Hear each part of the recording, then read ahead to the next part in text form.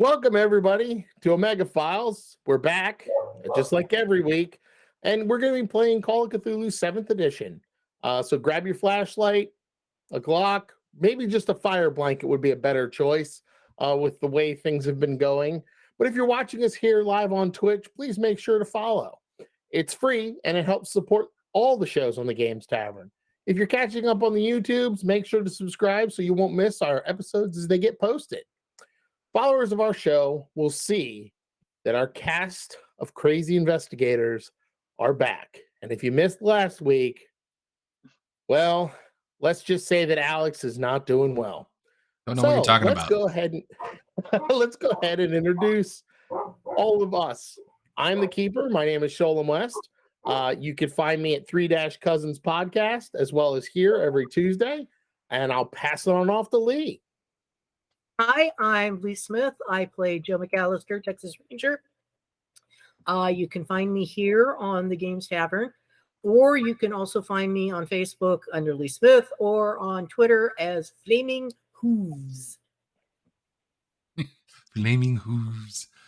Yes. Well, Jack, since you said Flaming Hooves, you're up next. Yeah, that's me. So I am Jack. I go by Jack, Justin, whichever you prefer. Jack0822 on Twitter. Jack's Minis on Instagram. Feel free to shoot me a couple likes there. Appreciate it. Or you can find me on the Games Tavern Discord. Hello. Well, and Jack is a megaphile, so normally he's behind the camera, but yeah, here in front of you for all to see. I normally I'm behind the scenes and just running, making sure everybody is doing what they're supposed to do. But today they let me out from behind my cage. You got to do it every so often, or they get a little. Need to stretch the legs. No, they get cagey. All right, Ella. Hey, I'm Ella. You can find me on Ella_Ren1 on Instagram, and I am playing Brandy Fleming, and she is a neighborhood barista with a mysterious past. Ooh, Fen. Hello, everyone. My name is Fen Bowman. I will be playing as your guy, Flick Baggins, professional paranormal investigator and parapsychologist. You can find me on Twitter at Puppy Plants, two of my favorite things combined. Or you can find me on Instagram at It's Your Boy Fenny. All right, so before we get into the story, the Elder Gods, as always, have demanded that we provide you with data feed, and unfortunately, Fen has drawn the short straw and has to read them this week. I sure did. So please understand that we have a couple of content warnings, and they are in no order of importance or appearance. These include abuse, animal death, self-harm, suicide, gratuitous violence, needles, kidnapping, death, blood, mental illness, tentacles, mutilations, mutations, shrubberies, insects, birds, blood, cats, dogs, drug usage, chemicals and chemical usage, radiation, lizards, firearms, the walking dead, blood, explosions, morgues, interrogations, clowns, sarcasms, arson, threatening mechanical implementations, and flying monsters. Also, the Omega Files stream will feature several points in the broadcast where you decide the narrative.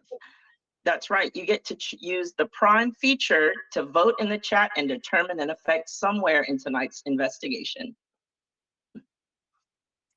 All right, Lee, can you talk about our giveaway tonight? We're giving away a 3D print of a bat perfume jar from Make It Real 3D Print. Type #epic or time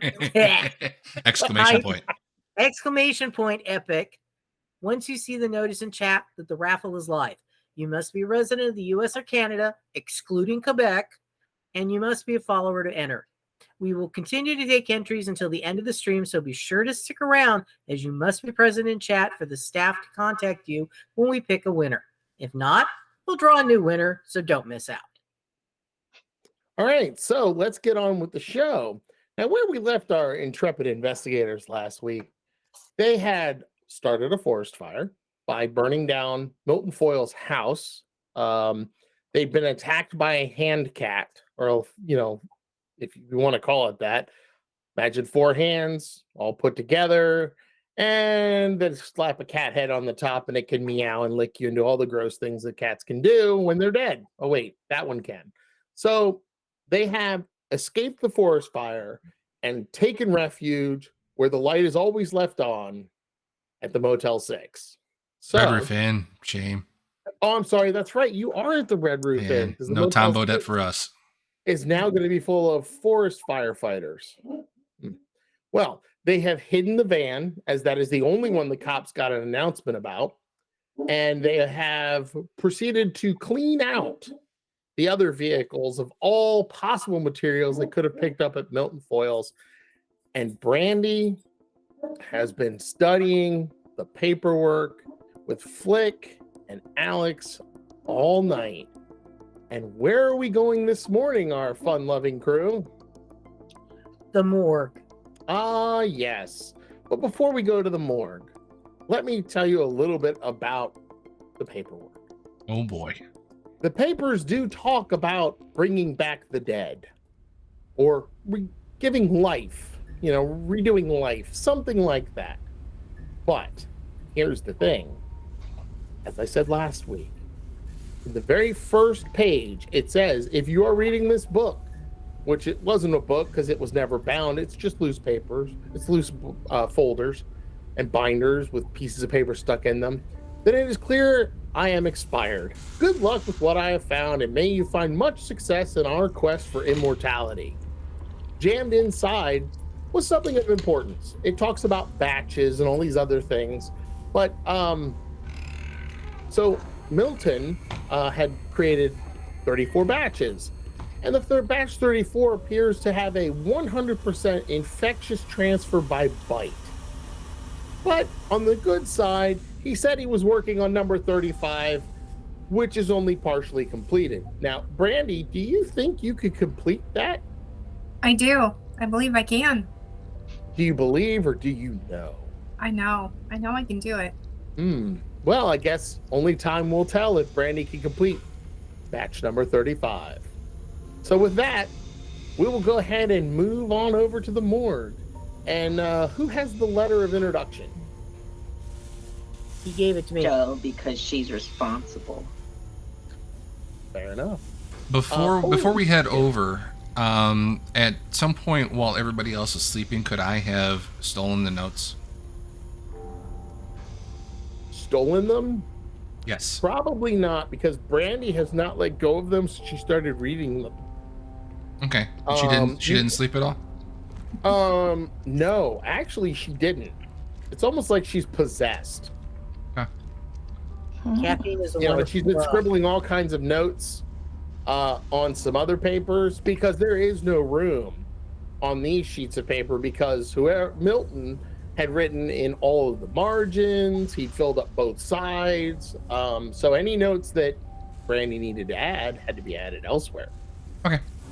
Now, she would have passed the notebooks around as she was done with them so people could read them, but she very, very cautiously watched them. Okay. Out of the corner of her eye. So you could try and get one away, but she knows how many there were. Not at this time. Okay. All right. So I know to pick my battles when to in a pounce. hotel room, probably not a good choice, right? Yeah. Now is not a good time. So we will move forward to the morgue. The morgue is on Main Street, and it's right beside the sheriff's department. Now, coming out in the morning, you could have seen on the news as well that there was a forest fire, and that it only had reportedly taken over one house up in the woods that was vacant. So fortunately, there was no appearance of loss of life. It's 95% under control, and the winds are favorable because they're pushing it back towards the portions that had actually already burned. So hopefully it will be out today. With that said, the sheriff's department is pretty empty, all except for one person who's answering the phones. And he does not have a sheriff's deputy's uniform on. Looks like he was kind of pressed into service. But the coroner's office is next door. Okay, well, we're just going to go to the coroner's office. Okay. When you go into the coroner's office, it's a very small building, and you realize why there's a desk, and behind the desk is an elevator. And there's a young man sitting at the desk, and he's reading a book, and he hears the door open because there's a jingle bell on it. Yes? Can I help Are you? And he you puts the coroner's book away. Are you coroner's assistant? Yes. Yes. And can I get a look? I'm William Buford. Can I get a look at the book? What book? Can Joe get a look at the book that the guy was reading? Oh, yeah, absolutely. He's actually reading an anatomy book, but it's got lots of pictures, so it's not what you'd read if you were going to become a coroner, but what you'd read if you just kind of wanted to know about the human body. Okay. So it's more of a high school level If that. anatomy. Okay. Not as many words as that. Okay. More pictures. Yeah. So This is grade your school body. or middle school?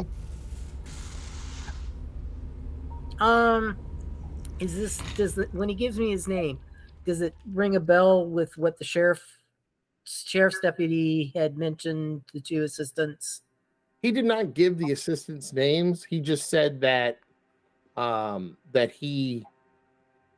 what he was giving you should be able to get you through the door.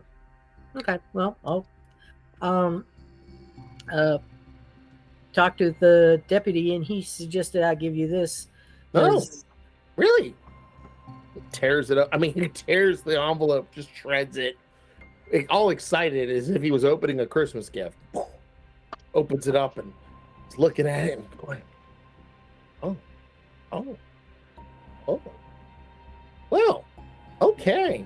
So, yeah, it's pretty terrible what happened to him. He lost his mind. The deputy lost his mind?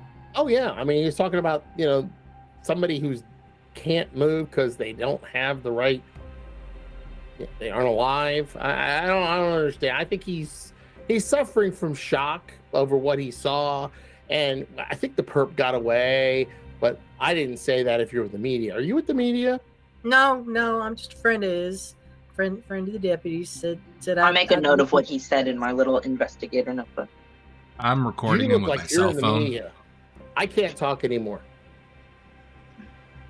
Actually, what we'd like to do is we'd like to see the coroner's reports and maybe even see the body that was involved in that particular incident. I can only talk if he's not recording. Oh, he ain't recording. I just look at Flick with the ixnay. I'm not with the recording nothing. I ring. just made note. Alex, What? I'm not I recording. give Alex a What are you good talking about? elbow. Well, see, I don't want to get in trouble because I'm just if I I'm get just playing quoted- Raid Shadow Legends. See? Yeah. And- Oh, that's me. Yeah. If See? I get, I'm like the top level right now. Link? I'll give you my phone number, and he give you his phone number. If you send me the link, I'll join your. Yeah, absolutely. Okay, cool. So no, I just don't. I can't afford to be quoted in the newspaper again. Oh, No, don't worry, you won't be. No. Are you sure? Again? Pretty sure. Okay. Well, with this letter, I will say yes. Yes, I'll take you downstairs. And he Okay. folds it up and he puts it in he pulls his little coat out and he puts it in his pocket. You don't know what the letter said, but he's treating it like a cherished possession. So I'm gonna as we go to the elevator, I'm gonna put my arm around him and I'm gonna be showing him my phone, but I'm really using that to distract him so that I can Well, I grab know. Go the ahead and letter make from his your, pocket. make your roll there. Yeah. See if you can swipe it from him, or if he goes swipe or no swiping. As you go to the elevator, it's really not that far. The building is very tiny up above. There actually is a door that says office with the glass, the frosted glass window in it. You're guessing that's where the coroner stays. And so he pushes the button and the elevator doors very slowly open up. And he walks in and you can hear it creaking and groaning. But there actually is inside the elevator is the engineering certification that it is a safe elevator. And it is from this year, and it got a good report card. So I got a 47 out of 42, so I'll use 5 luck points on that. Okay, you're able to get it without him noticing. Cool. And I do send him the link to join whatever clan or guild I'm in. Okay, cool beans. All right, so the elevator doors close behind you, and he presses the only other button than the one that's lit up, and it takes you down. There's no markings on the buttons anymore. You can see that they've been used enough times that it's been worn off. It probably just said up, down.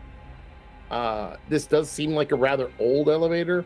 It is large enough to put a gurney in, so you would assume this is how they would get the bodies in and out. Makes sense. Well, at least out. Sometimes they just use a chute in the back in some morgues. When it opens up, it's actually quite nice down here. It's all new and refurbished. It's all shiny steel, and you walk out and it's like an observation room where people could stand and watch an autopsy if they wanted. He goes, "Yeah, come on this way," and he opens up the door, and he goes in, and there's actually 3 tables. It's quite large down here. There's about 12 cabinets. The body storage cabinets. So it could hold 12 bodies easily. Now, in here, it is very cold. It's not freezing, but it's very cold, and you're pretty sure it could go a lot colder if they needed to store more bodies down here. And he goes, "Okay," and he walks over to one of the tables, and the table has a couple of folders on it. And he goes, "Well, I think this is what you're looking for. You're looking for the lady, right?" Actually, we're looking for the other body. Both. Well, we want to see both, but we're actually Okay. I'm more. Okay. Well, here you go. They're all right here, and he points at and okay. So the victims in 7, the decomposed bodies in 9, and the only other body down here is in 10. Where We did only have the 10? 3 Where did the one bodies in down. 10 come from? Oh, that's Milton Foyle's body. Crazy old guy that lived up the road. I think he had a heart attack. I'm gonna go and do you have any notes on or anything from the autopsy? And he's get all 3 folders are right here on the table. Obviously the coroner had been down here working on them or doing autopsies and things. You're not real sure. But all of the notes, the coroner's notes are here. And he goes, "Well, he's not done yet theoretically, so I haven't had to type them up. But so I don't really know what he found. Well, I will tell you that he's sending Milton's body. It's already scheduled for pickup. It should be later today. They're gonna take it to the city because he has no heirs. So technically his body belongs to the state as well as his property, but they need to make sure how he died, and they're just Okay. And I believe the lady's going to be picked up sometime soon too. Okay. Well, maybe I can start with those folders. Oh yeah, no, they're right here, and he leaves and he goes, "What? I really don't like to see dead bodies, so I'm gonna leave because I know you're gonna That's go look probably at a good idea. No, I don't No, want to go. be here. I really." Yeah, y'all. And he goes into the elevator and presses the button. Just the thought of seeing a dead body seems to make him gag. Before you go, does the coroner have a recording that he speaks into while he's doing the autopsies, or just taking notes? Well, if he does, I've never seen it. Okay. He's an old curmudgeon-y guy. I don't like him. And the door shuts as he's talking to you. Fair enough. All right. I'm going to open up the Milton's drawer first. Oh, Jesus Christ! The minute he starts over for it, I reach in the back and I've got my 9 mil. Okay. Out and down. Okay. I finally turn to Brandy and I'm like, "Glove me, girl." So Omega Control, can you look and see if we have enough votes yet in the in the polls? 'Cause, I mean, Everybody has voted with the third option in that first. oh, first poll. how nice! Isn't that nice? All right, cool. So you open up Milton's box. Yep. And there's a body in there with the sheet over it. You gonna pull the drawer out? Yeah. All right. So you pull the drawer out, and nothing happens. I take the sheet. There's a naked old man, probably about 84, 85, very gnarled and withered, but still like sinewy, look like sinewy strong, but obviously feeling his years. Natty. And you can see that he's got the Y cut, of the autopsy. And what do you want to do with the body? I mean, it's just kind of there on a slab. I'll walk up and I'll start examining it. Does it look like the symptoms of a heart attack, like what they Are you gonna touch it? Yeah, I don't mind. Oh, okay. I've got my gloves on, my mask All right. on. All right. Well, as soon as you reach out and touch it, nothing happens. Like kind of like maybe you were thinking maybe it would just come back to life, but nothing happens. Silly thoughts. And you can examine him. While she's examining the body, do you guys want to examine the coroner's report? Yeah. Yes. So I was going to say, I'll grab the coroner's report for Milton.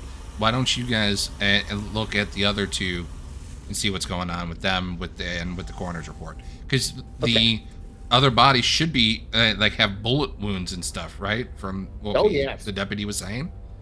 Yes, absolutely. It should definitely have bullet holes. I also get out one of my HD cameras and start taking some close-up high-def photos and videos so that we have. Okay. And when you pull out your camera, you kind of go, "What are there cameras?" And you look around. There are no cameras in this room. That's weird, my dudes. And for an coroner's place in an old building, it kind of makes sense. Everything in here is brand new, like in the last 2 or 3 years. It's pretty fancy down here, actually. That's fair. Well, I got nothing. I'm gonna start with the coroner's report on the decomposing body. Okay. And Alex, you were starting on Milton? Yep. Okay, let's start with Milton. Brandy, go ahead and make your medicine roll. Okay. I do have microbiology and biology too. That comes into play. You can choose biology or medicine. You tell me how you do and which one you chose. All right, so Alex, going through the paperwork, it lists that Milton died of natural causes, heart attack. Right. Just basically gave out on him. But he is actually in here it says that he's scheduled for cremation and then to be interned in the cemetery at his family plot. So which one is like an urn, like in a mausoleum? It doesn't say. Because it seems like kind of one or the other. Like you're either going to be interred or you're going to be burned. Right. I understand. But basically that's what it says. It says that he'll be burned, he'll be cremated, and then, interned at his family plot. Now, the gentleman upstairs said that he was being sent to the city. Yeah. For a further examination or a complete autopsy. It would look like a complete autopsy was not done. Do you wish to? You could pop the stitches and look if you want, Randy. Yeah, I'll take a look. I think I can probably stitch him back up. Yeah, so popping the stitches. So Flick, have you ever seen an autopsy before? Yeah. Oh, you have? Oh, that's good. Not the alien autopsy video. I'm talking a real one. No, my dude, I've seen a real one. I watch true crime. Oh, okay. Well, nothing quite prepares you for the smell when the body is opened. And so I would like you to make me a constitution roll and then a sanity roll after that. And just tell me how you do. Brandy, what you find is that the heart shows damage. It looked like he got to the heart. He cracked the ribs. So that's actually probably what gets you, Flick, is you see Brandy pull the rib cage out. and put it on the table next to her. Yeah. This is different than in the shows, you guys. And so you I can just see. look at him like, chill out. Hold on, like 1 second. Hold on. So Brandy, what you can see is that the heart has massive bruising on it, indicative of a heart attack. Mhm. So it's most likely that he saw the heart and said, okay, it's a heart attack. We don't need to go any further. And it doesn't look like he proceeded any further than that. You know, all of the other, what you would expect to happen during a heart attack is there. Okay. You could tell that he died of a heart attack. Anything else look unusual in here? No, not at all. But Flick, how'd you do on them rolls? Okay, I got a 43 on my Constitution, failed, and a 16 on my Sanity, definitely succeed. Okay, so yes, I believe you were correct. You may proceed with your "that's not the way it's supposed to be" and then vomit in the corner.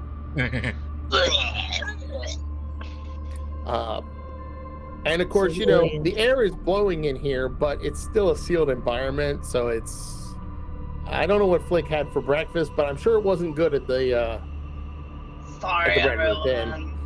Especially if you went for the free breakfast. Listen, there's been a lot of puking on this adventure already. Alex and I have to hold down the body functions, okay? Okay, so Joe, yeah, Flick, it got you. Once that rib cage came out and the smell hit you, that was it. You were done. Joe, going through the write-up on the body, well, the body had been dead for weeks. There is extreme, and I do mean extreme, degradation of all of the systems. It was rotting essentially. But there was a strange purple liquid present on the front of the body, and where, you know, and it appears, and you know, he writes it in there that the deputies, you know, the sheriff's deputy had obviously gone crazy because he was shooting a dead body. Did he send the liquid out for any sort of lab or toxicology? He has, and the state is coming to get that body because they need to identify it. He can't do that here. They're going to come pick up that body. They're slated to come pick it up today.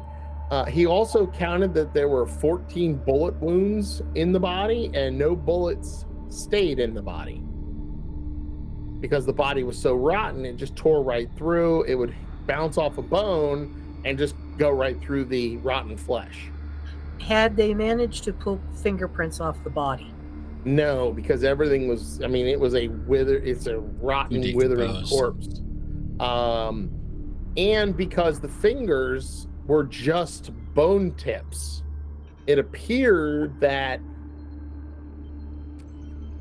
from that if it had been alive, you're making the assumption that it had dug its way out, thereby sloughing off its fingertips. Gross. That's gnarly. Do you say that out loud? If so, Flick's gonna start vomiting again. No, I basically go, well, no fingerprints. Yeah. Did they did they do dental x-rays? That's gonna go, that's why it's going downtown. Okay. Is to do all that stuff. He So didn't see a it's point in still- doing an autopsy and investigation on a dead body that shouldn't have been there. He's got better things to worry about. So they still have no idea of the identity of this. No, they do not. He does not have, there's no computer here to have uploaded it to and found out. Hence why he's called Raleigh, come take it away and use their systems to figure it out. Okay. Because the sheriff's deputy has not been very helpful in saying where he found the body. As a matter of fact, he does note in there that the damage that it was, the rotting damage done to the legs and arms, even if this thing had been moving, it couldn't have stood on its own, let alone walked. Was there any evidence of anything in the stomach or mouth of the body. And no, I do not say this out loud. He did not check the stomach or the mouth. He said he didn't really do an autopsy on a dead body. He didn't do anything with it. It was a rotten body that he can't identify, and so he didn't want to do any more damage to it, or it would have been possibly impossible to ever identify. I will kind of, scoot over to Brandy and say, I hate to ask this of you, but could you check the stomach contents of the cadaver body? Absolutely, no problem. Okay. Would you like to help me? I start gagging a little bit now too. Y'all might want to go to the other side of the room. Yeah, it doesn't help with the smell though. All right, so Brandy, you cut in and the stomach is completely atrophied. It's basically shrunk down and not viable in any way. So you kind of follow your way up the esophagus, and there's definitely something in the esophagus. There does appear to be something in here. I'm not sure what it is. Can I take some of those long tweezers and see if I can fish it out delicately? Oh, yeah, absolutely. I'm holding a pan for you. So when you reach into the mouth and you grab whatever's in there and you start pulling, the tongue does this. It moves a little bit, like it twitches as you pull out a chunk of flesh. I'm not really sure how this would get in there. Flick barf's even harder, my dudes. It looks like a piece of bitten off flesh. It has human bite marks in it. And I would like you to make me an idea roll, please. So when she says that, I'm turning around to look at what she's talking about. Do I see the tongue moving? It kind of wiggles, but you're not sure if it's wiggling because, of what's in there or if it's moving. That's the only thing that happens is the tongue wiggles and she looks a little like, oh, that's not nice. And then just pulls it out. I rolled a 46 out of 75 on an idea roll. Okay. What do you? You would guess that it actually is that the piece of. No, I'm going to say it's the tongue. Yeah, it was wedged against the tongue. Okay, fair enough. Yeah, it doesn't react at all. If it had been alive, it would have bit down on her fingers probably. Are you worried about it being alive? Yeah, no, that's what I'm thinking is that it started to try to lick at whatever was in its mouth. Oh, okay. You do actually, while you're thinking that, you do hear a scuttling sound behind you. What was that?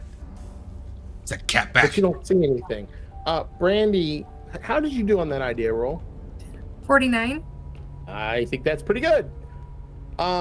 You would think that this chunk of flesh was stuffed into the mouth. I think someone stuffed it in there. I don't have any other explanation. There's no way this body could have done this. So you don't think that the deputy was telling the truth about the woman being attacked by? I think he may believe that's what he saw, but I'm not certain. I'm not convinced. How about the bullet holes, the angles of the bullets? I mean, is it from someone being shot straight on or down on the ground? Can you tell? It would be straight. You could test and see where the entry and exit wounds are. Yeah, it would absolutely be that it was shot straight on. Now, you could do that with something laying on the ground, but there would be residue on the back. You want to turn it over and look at the back for residue of whatever the bullets would have hit, because the bullets went in and out. They were through and through. Yeah. We saw the bullet holes, though. We know where they struck, right? And yes, we don't. You do. I don't remember seeing any on the ground, correct? No, there were none on the ground. You didn't see any on the ground. Someone could have been standing behind them. You can look at the legs of this body and recognize that there's no way it could support its own weight. I don't understand. Even someone standing behind it would have been hit by the bullets, I would think, because they passed through. So I'm not sure how they did this. Well, let's take a look at the Flick, autopsy report of the woman. Flick, can you make me another con roll when you get a chance? Because they're talking about this out loud, and you're already queasy. Got this chunk of flesh. Oh, Yeah, and she's got a chunk 24 of out of flesh 30 that made looks- that one. Well, and the chunk of flesh is much, much fresher than the body you pulled it out of. Like brand new fresh. You made that one roll, yes, Flick? Yes. Oh, that's great. So you're only having slight dry heaving. You're like, Yeah, I've downgraded from full-on pukage to heavage, my dudes. yeah, no I'll get technicolor that. yawn for you at this point. And I turn around to Flick. I was like, dude, keep it down. Do you hear that? I don't hear nothing, my guy, except the sound of my own insides hitting the floor. I don't think we're alone down here. Of course we're not alone down here. There's 3 other people in the room. Okay, Three- so when you look at the when you look at the write-up for Carol, and now her name was Carol Pendergrass. When you look at her write-up, you could find that a more complete autopsy was done, which included bite impressions, DNA tests. They've all been sent off to Raleigh to verify what's going on. But her death was due to physical, concussive force to the head. Any Or a information? temple like that bathroom. Was wall. it her Yeah, I mean- temple or the back of her head or?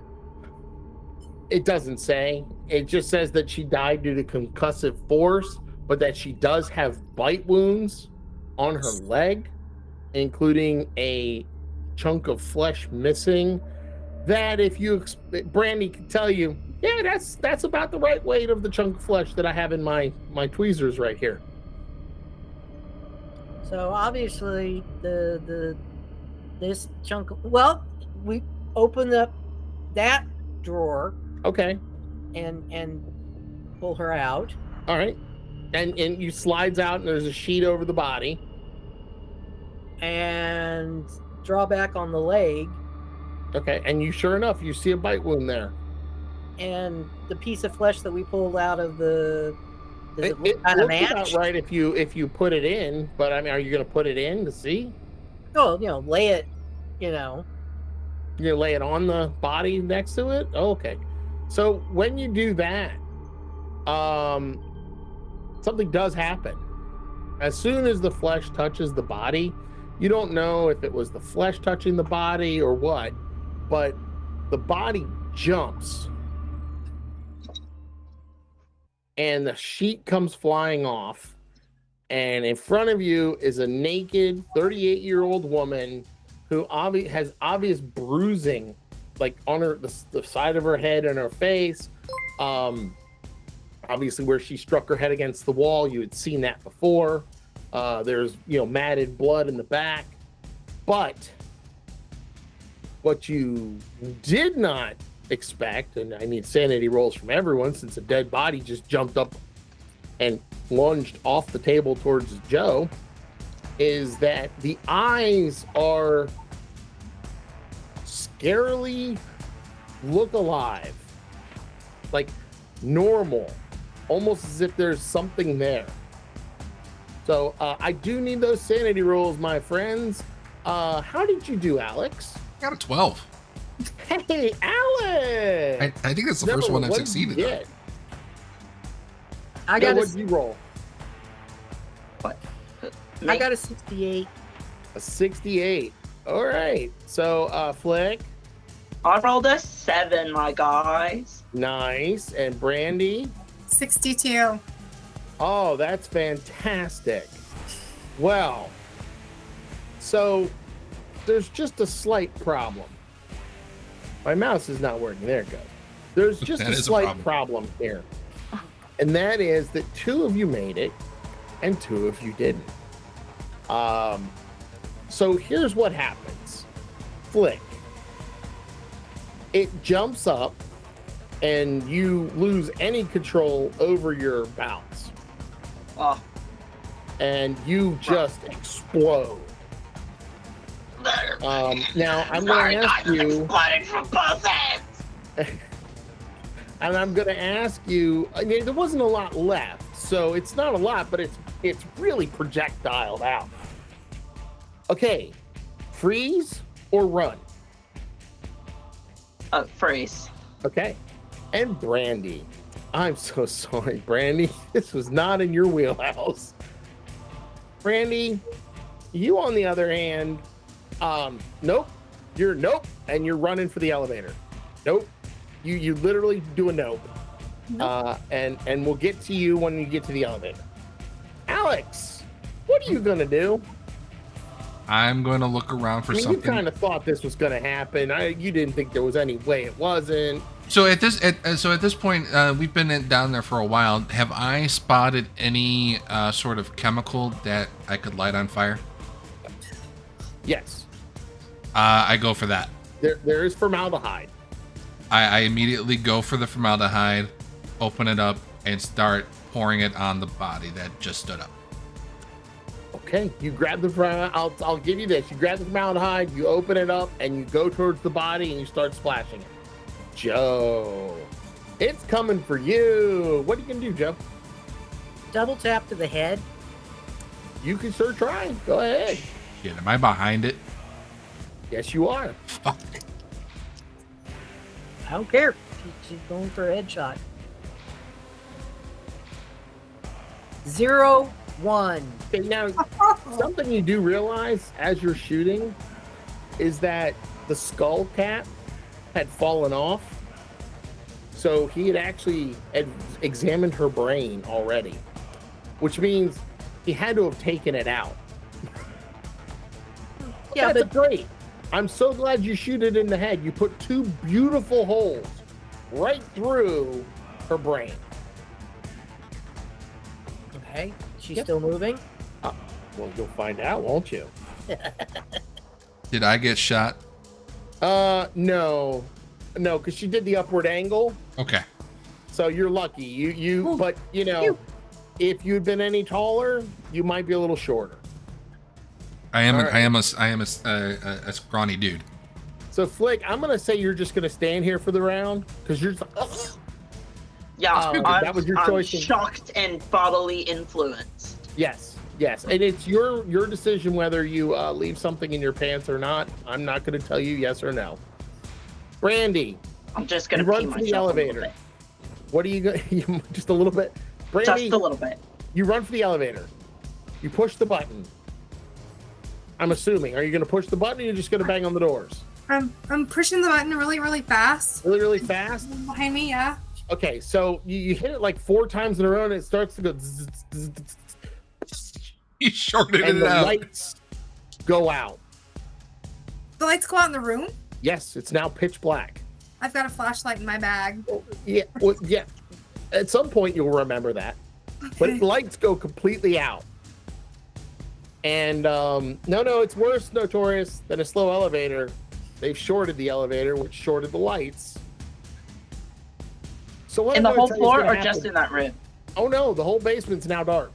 Oh no, it's dark on wet on puking still. Well, Flick, you can't see anything now, so that may actually be good for you. You don't know. Joe, it was coming for you when the lights went out, and it is actually going to hit you. There's almost no way around it.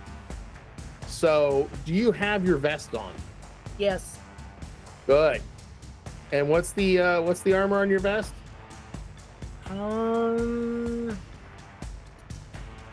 That's a good question. All right. By default, I think the It's- normal vest is 8. It's 4 or 8. You're gonna take damage, and you feel it clawing. I'll just say you're gonna take 3 points of damage as Okay. it claws at your left arm with one hand, and with the other hand, it's grabbed you right here on your neck and is pulling your vest. So it's pulling you in. Okay. Alex, the lights go out. You have your lighter in your hand and a bottle of formaldehyde in your other hand. So I have my lighter. Yeah, and it's a blowtorch lighter. So I reach out for it because at its last known position, and I flick it on, and I would see it. That if it has moved away, I'll go and I'm gonna go light it on fire. Okay, yeah, I mean, you got a little bit of splash on it. You can probably light it from what you splashed on it.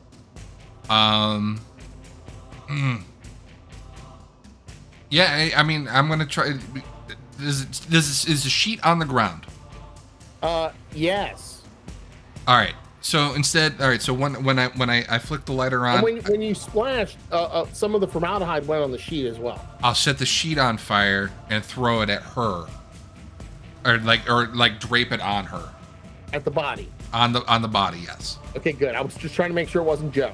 I mean, it's probably gonna happen. But so I'm assuming that I only have enough like action economy here to set the sheet on fire and put it on the body. I can't then dump more formaldehyde. I'm gonna give you a luck roll and I'll tell you what happened. All right. Flick. There's a little bit of light in the room. Now it's even more terrifying because now there's the flickering that you would expect in a horror movie. Because there's a fire, a small reach into fire my in the room. backpack where I always keep my handy dandy infrared camera, and I hold it up so that I can see in the dark. Okay.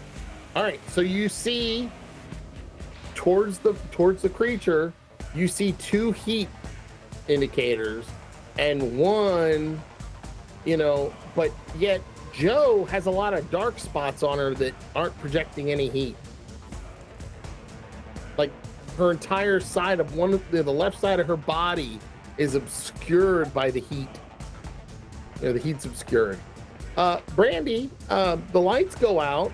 Do you keep pressing the button or are you going to do something else? Well, I do have some electrical repair, but I don't know if I'm in the right frame of mind to do it. Oh, no, definitely not. As I say, are there any stairs or anything that we saw coming down here? You didn't see any. There's no emergency staircase. This is a fire code hazard. I guess I'll try to grab something to start trying to pry the doors to the elevator open. Okay. Yeah, you can definitely look around for that. Make me a luck roll. Alex, how'd you do on that luck roll? I got an 8. Oh, wow, that's fantastic. Alex, you light that sheet on fire and you've got it and you're ready to go. Cool. And we'll get back to you on that one. Okay. So, Joe, Yeah. what do you want to do? I want to push her away. Okay. Basically, knock her And hand it up. was pitch black for a moment, and then you saw light. Somebody's lit something on fire. I figure it's Alex. Big surprise. Formaldehyde. Yeah. I'm basically going to knock her hand up and just push her back. Okay. Go ahead and make a strength roll. It's going to be an opposed strength roll. 0-6. That's fantastic. You actually felt that it was holding on, and you gave one last monumental push, and you feel the hand pull off, and you'll find out later that your vest now has been torn on the inside all the way to the plate. And the plate has scratches in it and has left behind any flesh that was on the fingers. Lovely. Yes. Oh, free sample. You'll find that later, and we'll deal with what happens with that later. So, Alex, you're about to throw this sheet on the monster. All of a sudden, the monster backs into you. And, now you're up against the table with the monster's back on you with a flaming sheet. Unfortunately, the back of the monster also has formaldehyde on it. So it starts to burn, which means you start to burn. You pyromaniac, you. You may now be on fire. We'll see what's going to happen with this fire. What are you going to do now that you have a flaming monster on you? Your sheet attack worked far better than you ever expected. Start dumping the formaldehyde on it. With you right up against it. Yep. Okay, that's fine. We will cross that bridge. Let's see what happens here. Flick, the light in the room gets quite brighter. The heat goes up because somebody is dumping a gallon of formaldehyde onto the body in front of him, but it's stuck on him. Oh my God, Alex! and I look around for a fire extinguisher. You do find one. It's pleasantly marked on the wall. Oh, thank God. I pointed at Alex. Okay, well, you go and retrieve. I'll give you that you're able to get it off the control thing. Now, the fire alarm starts going off, and you saw sprinklers, so theoretically that's going to do something. Alex, my dear Alex, you are on fire. You have dumped propellant on yourself and the monster. It seems to be doing more damage to you than the monster. Almost as if the monster is resistant slightly more than your pudgely shape. Because I do believe you're a short little dude, right? I'm a short, skinny dude. Okay. So Alex, you are going to take 5 points of damage. Okay. As you are now on fire. Your clothes are on fire. Your hair is on fire. Yeah. The burn ward is going to be your friend at some point. You're not sure when. If you can get away from this fire, Brandy, what you doing? 23 luck roll to find something, like a weapon or something to pry the doors open. You absolutely could find a like a slide rule, big heavy duty one that the guy obviously uses to measure stuff, and you can fit it in there and pop the elevator doors open. There's no elevator there, but you're able to pop it open and pry them apart. And there's a blast of fire in the back. I mean, just really bright, so you can see really well into the actual chute, and you can see the bottom of the elevator is right there if you could only get past it. It's not, you'd have to get it to come down somewhat. I'll whirl around because there's just like an explosion behind me. Oh yeah. And I see the monster and Alex on fire. The monster could breathe fire and it set Alex on fire. This is impossible. Make me a sanity one. Because you're already unstable. At 99. Okay. I don't think any of us are getting out of this basement. Somehow maybe that's why you didn't notice it. You really didn't look at the decaying body's back, but they can blast fire out of their backs because its back is up against Alex and he's on fire. The creature's on fire, but it really doesn't seem to care. They fart fire. Fire retardant. So the backs of these things are more dangerous than the front. I can't run away. I can't get out. So, I guess I'll pull out my gun. Okay. Because I'm not getting taken down by no fire-breathing dead body. Okay. What's going on here? And I'll cock it, and I'll aim in that direction. And if that thing starts moving towards me, because I don't think I have the wherewithal to be able to help Alex right now. Because I'm so freaked out. But I'm gonna, if it comes at me, I'm gonna shoot it. Okay. All right. That's fine. I'll give you that. So we'll go back to Joe. Joe, the last thing you expected when you shoved it away from you for it to explode in flames. And then the flames got really bright and you hear Alex screaming. It doesn't sound like a rage scream. No, it's more like giggling. Scream. It sounds like a giggling, burning sound, a burning, giggling pain sound. It will soon, you believe, turn into gurgling. Probably. But Alex, oh sweet Alex, the hand cat has come to your rescue. It's back.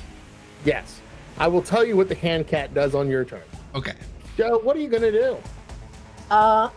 First of all, just in case the flames go out, I flick on the light on the top of my handgun. Mm-hmm. Yeah, my sidearm. And then I move around to where I'm not, if it goes if it does a through and through, it may not hit Alex. and That's I'm now fair. shooting center mass, and I'm going to empty the clip. Okay, that's fine. You just start shooting. Everybody will see the flashes, and now you can barely hear because you're in a metal box, and many shots have gone off now. Before your ears were ringing, now it's like you've been at a concert standing in front of the speaker stack. Alex, oh sweet Alex, you're gonna take another 3 points of damage. Okay. And the burnt head of the cat, right? The hand crawls from your shoulder to your mouth, and it starts to give you oxygen, and you feel safe and warm and comforted by the burned, destroyed head of the cat on the fingers where the jaw is missing. Do you give it the jaw back? Do I have the jaw still? I think you had it in your pocket. Yeah, I do. Do you give it the jaw back?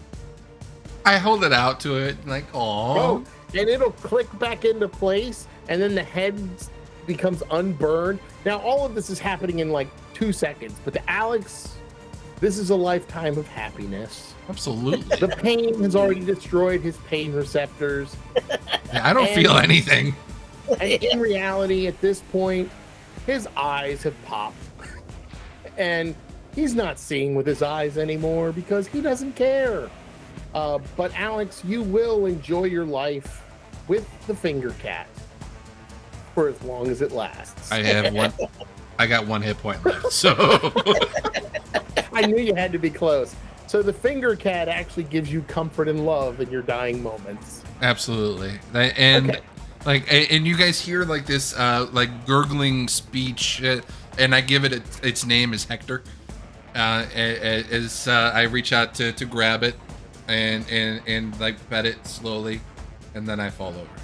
Yeah, so Brandy, you actually see a burning man calmly reach into his pocket and pull out what you know was that cat's jaw, the hand cat's jaw, and put it out in front of him and let go. It falls to the ground, but he smiles, and then his lips fall off and his eyes fall out. He melts out of his head, and it's like the scene from Indiana Jones, except that he's smiling and happy, and he's not screaming in pain. And he reaches out with a hand in front of him like he's stroking an animal, and then he falls silently to the ground as the zombie advances on Joe. Well, I'll say body, because it may not actually be a zombie. Joe!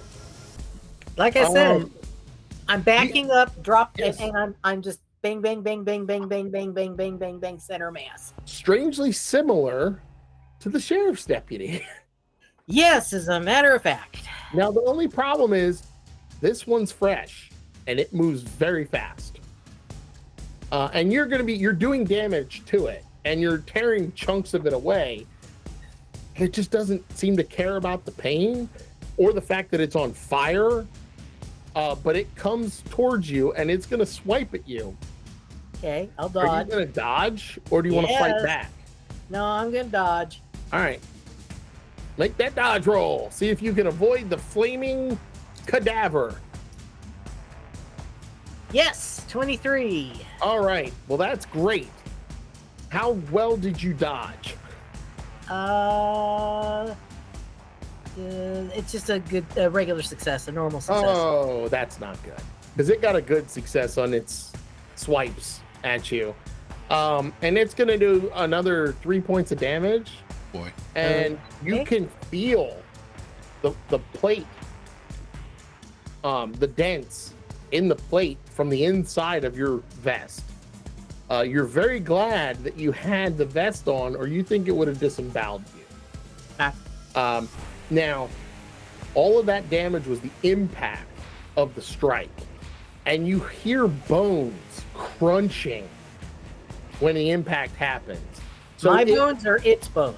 its bones in its hand break and shatter as it does this, and when it comes back, you can see that the hand at the wrist is just completely loose. 3 of the fingers are missing. It actually propelled you backwards a ways. So Flick, Alex has fallen. What do you do with your fire extinguisher? I guess I kind of pivot towards the same zombie that's after Joe now, and I'm gonna try and thwack it with this fire extinguisher. Go for it. That'd be a club. I'll give you a club with that. Get him. I rolled a 45. Okay. What's your brawling or your melee? Oh, it's 25, so I missed that one. Now I'm going to give you an option. You can, I don't normally do this, but you can choose to push it and continue your attack and roll again, or you don't. If you fail, you will actually give yourself into the loving embrace of the zombie. So you'll be right in front of it. What do you want to do, Blake? I trust Joe. I'm gonna push it. Roll, baby, roll. Get it. I have faith. I rolled a 95. Okay. Never mind. Flick lets out a tremendous warrior scream and swings mightily with a fire extinguisher, missing the monster, missing the cadaver, but spins around in front of it and is now face to face with its stinking breath. Brandy, you still have a shot on this because it has moved sideways to you. So Flick is not in the, you could still hit Flick, but Flick is not in the way. And your target is very well lit as the back of it's on fire and you can see skin sloughing off of the back. And it's going after my friend now, so that changes the game a little bit. Well, yeah. I mean, you're all my friends, you know. But Flick's your buddy. Well, I know him a little bit longer. So yeah, we've been on an adventure together. That's right. I'll move towards it a bit to try to like get a better angle on it. You can change your angle pretty easily, yeah. I'll try to shoot it, like okay, aim for maybe the head. Roll for that shot. See if you can stop it from eating your buddy Flick. I'm not great at this, but because it would be terrible if you became a baggin' sandwich. I actually got a 3. Well, I will Nice. tell you this. That was just enough damage with all the damage Joe had put into it that you shoot it right in the neck and the head goes limp because you actually severed its spinal cord and it just falls to the ground burning. Flick, you scared it to death. Let it burn. Thank God. Let it burn. Well, the If room anything, is start throwing more accelerant on well, the it. room is starting to fill with smoke. Yeah. Oh, right. At this point, And I it's will at use that the point fire that the extinguisher as sprinkler- intended. Well, it's at that point that the sprinklers turn on and just Oh, well. start drenching everything. Now you don't have to worry about drowning because there are drains in the floor. Yeah. But the coroner reports are all messed up.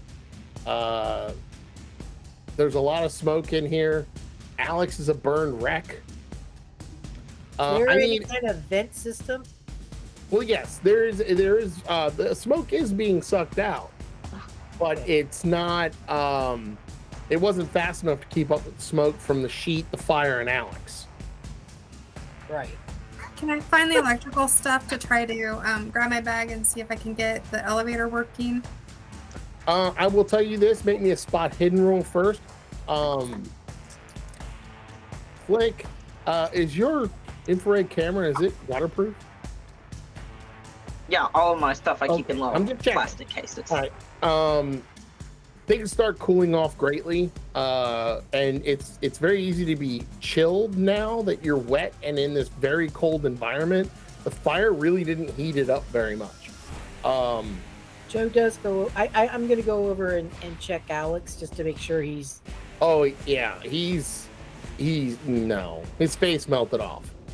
Okay, so there's no chance that there's a heartbeat or anything. No, he you realize that the reason the fire went off so big is that he that 1 gallon jug of formaldehyde he had in his hand, either it exploded or he dumped it on himself. I'm melting. I'm melting. Oh, what a world. There's a bone saw nearby, isn't there? Yes. Yes. Alex, sorry, love you bunches. I cut off his head. Why? Why? Because I'm convinced that he may have been infected by this thing. Hell, But it I'm didn't bite concerned him. about myself. But it didn't bite him. Well, I don't know that because Also, kinda having the brain removed from the other corpse didn't stop it from doing what it did. Yeah. So Well. it's not a The traditional brain was zombie. removed and put back in. yeah. See, and she remembers seeing. I remember seeing when put the flesh, the flesh next to the leg, how it sort of like Yeah. That's it true. reconnected. Well, it So- didn't reconnect. I'm dead. I should stop Oh. talking. I don't know. It didn't reconnect. It's just when you touched it, it moved. So it may not even have been that it was that flesh, but you're pretty sure it was. That once its body was oh yeah. Now the flesh is actually just laying on the floor. It didn't actually reconnect with the body. Okay. The body Well, was I'm clean. also going to take. I'm also going to take her head off too. Well, it pretty much is. All I gotta do is twist.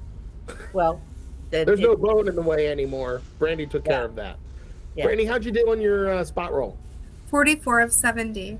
Okay, Brandy, you actually see a breaker box. Okay, I'll go for the breaker box and I'll flip it Because you have open. your flashlight now, you can actually see with the breaker box. The fire is out, so the only lights in the room are Joe's flashlight on her pistol, Brandy's hand flashlight, and Flick is watching the two of you through an infrared camera, but it's very distorting because of all the water. When you get to, you're able to find that one of the breakers popped, so you're able to flip the breaker and the lights come back on. Okay. And it's far worse than you thought it was in the dark. Alex's body is horrifically burned. I would like sanity rolls, please. You only had the idea how bad it was. But now you can truly... Joe, you don't have to because you've seen corpses like this before. Yeah. I rolled a 31. Okay. And Brandy? 72. Oh, that's not good. That's not good. We have our second casualty of the evening. Brandy, you're having problems today. All right. So, Brandy, you really need to get out of this box because this feels like a box to you. It's a metal box. You don't like metal boxes. Metal boxes are creepy. The elevator door opens. Do you run inside and immediately press the button? Not wait for anybody? Okay. Mhm. Gotta go. Ready, just go. Just gone. And the elevator comes back down in a minute with the assistant, and he comes in and goes, "What did you do? This Well- letter? Oh God, the letter's gone. I'm a dead man!" And he runs back in the elevator. Oh, that's right. Alex had the letter, so it's gone too. Yep. So the two of you can make it into the elevator before it closes, I if you wish. grabbed Flick and said, "Marines, we are leaving." Okay. Brandy, when you get upstairs, you feel a lot better, but you see a lunchbox on the desk. You know, it's like a Hot Wheels lunchbox, one of those metal ones, the tin ones, and you feel like you're gonna get trapped in that lunchbox if you don't get away from it. I'll try to flick it off the desk and try to run by it. Oh well, away from you don't think you could touch it. Okay. You're afraid if it touches you, you're gonna get stuck inside. All right, I'm running out. I'm Okay. running by it. Mhm. Oh no, Brandy's got a trauma response. So Brandy, you now have a problem with metal boxes. Okay. I'll let you play with how that works. Okay. The extent of it. Joe and Flick, you get to the top. The guy's like, "I'm gonna be fine. I'm gonna end up in the paper again. Oh my God!" And he runs out of the elevator and grabs his lunchbox, his little Hot Wheels metal lunchbox, and runs out the door. Brandy, you thought you were safe. but you hear, oh my God, and the lunchbox is attached to this guy's hand and he's running in your direction. I take off. No, it's gonna get me, clearly. It's already got him, so right. I'm at it. Okay. You guys can eventually find Brandy, but she's exhausted and like sitting on a park bench and she doesn't know what happened. She doesn't know how she got on the park bench. Is she like in a stupor, or is she? She's exhausted physically and mentally, and one of the first things she says is, "Where's Alex?" Where's Alex? I don't see him with you guys. She doesn't remember it.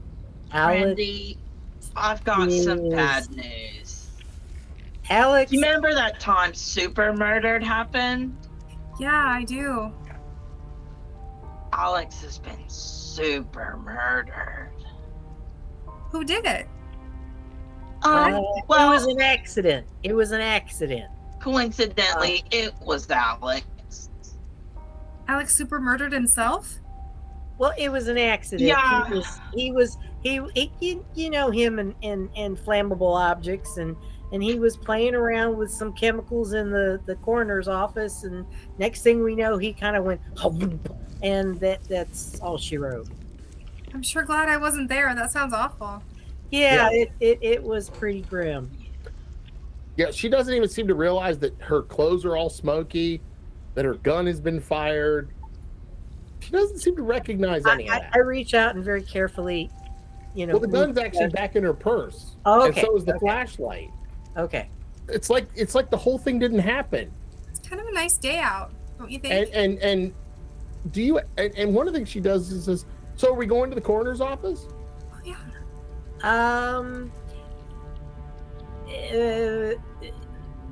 We actually figured out what we needed to figure out without actually going into the coroner's office. Yeah, we could probably just go ahead and contact that other funeral home. We'll just skip. Okay. Yeah, I'm thinking. Yeah, we should just skip ahead. I mean, I was able to get the coroner's report, so I mean, they're kind of waterlogged, but I was able to get the coroner's report, so it's all good. So I would guess you want to go back to the hotel, get showered, cleaned up, maybe get yourself patched up, Joe. Yeah. Maybe take a little recuperation break. Yeah, that thing was so fast. It was incredible how fast it was. It's not like the sheriff's deputy described at all. Right. There was no shambling or anything like that. It was zippy. Zippity doo dah fast. Yep. Brandy, everything's fine. You take a shower, you come out, and there's a mini fridge. It's up to you whether you react to the metal box or not. I'll stay away from it. I walk far away from it. I'm not real comfortable around that mini fridge. It's kind of suspicious. I'm not really liking it too well. So I noticed Brandy's come back in and say, "Oh, Brandy, you want a drink? I'm gonna grab something from the fridge." And I go and I open up the mini fridge. I run to the door, grab the handle. I don't want to get sucked into that. Well, no, you actually succeed in opening the handle, except the problem is that they put the bar over, and so it doesn't open. So Brandy is freaking out because you opened the mini fridge. Brandy, look at me. Look right here. Okay, come on, Kimmy. Don't look over there. Just look at me. And I start moving her back away from Flick and the fridge. I don't know which one freaked her out, so I'm moving her away from both of them. Okay. And I'm like, how about you and me go out and we just do a nice walk around You probably should actually have Brandy work on your wounds. Well, yeah, actually, here. How about we go out? I got some first aid kit out in my truck, and you just stay right there. Let me go get the first aid kit, and then maybe you can help patch me up. How's that? I believe you have a paramedic's bag, don't you? Yeah, I do. I have my own bag. Okay. I can do it. I'm going to ask you a question. Are there any metal boxes in your paramedic's bag? Just think about that for a second while I deal with Flick. Flick! So you get the drink you got, and Brandy was freaking out at the door, but Joe calms her down, gets her outside. You hear something about them going to the truck. What do you want to do, Flick? I mean, because the world has just basically turned upside down for you. So I didn't have the heart to show it to Brandy because I don't want to trigger her. But I pull out my cameras, both of which were rolling during this entire encounter. Including the infrared one, right? Yeah, so I had my like regular SLR camera rolling on my neck, and then I had my little infrared in front of me on like a handheld. Okay. So And that was I the infrared shows you decide to- everything up until you pick up the fire extinguisher. Yeah. And then you let go of it and you see it moving around erratically because it was dangling from your wrist. Yeah. But your chest one picks up everything, including how heroically you did attacking this zombie.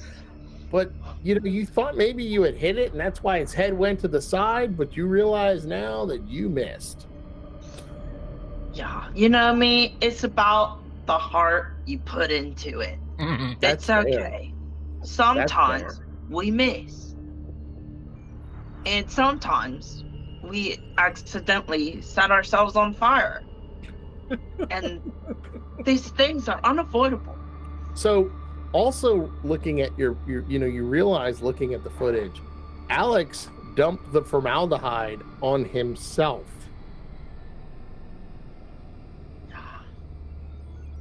Crazy son of a bitch. It's a good thing he never got a fire spell. Not that he needed one. As long as No, there are he didn't chemicals need one. nearby. He was a firebug. Brandy, can you make me a medicine roll real quick? Actually, first aid. I'm sorry, first aid. So you're looking at Joe's wounds, and they are quite impressive. Well, no. So what happens is Brandy starts to apply like a salve to the wounds to try and disinfect them in case there's something going on with the scratches. And while she's doing that, she reaches in to her bag, pull out what would be bandaging material, and she pulls out a tin of gauze, so that it would stay safe and not get wet.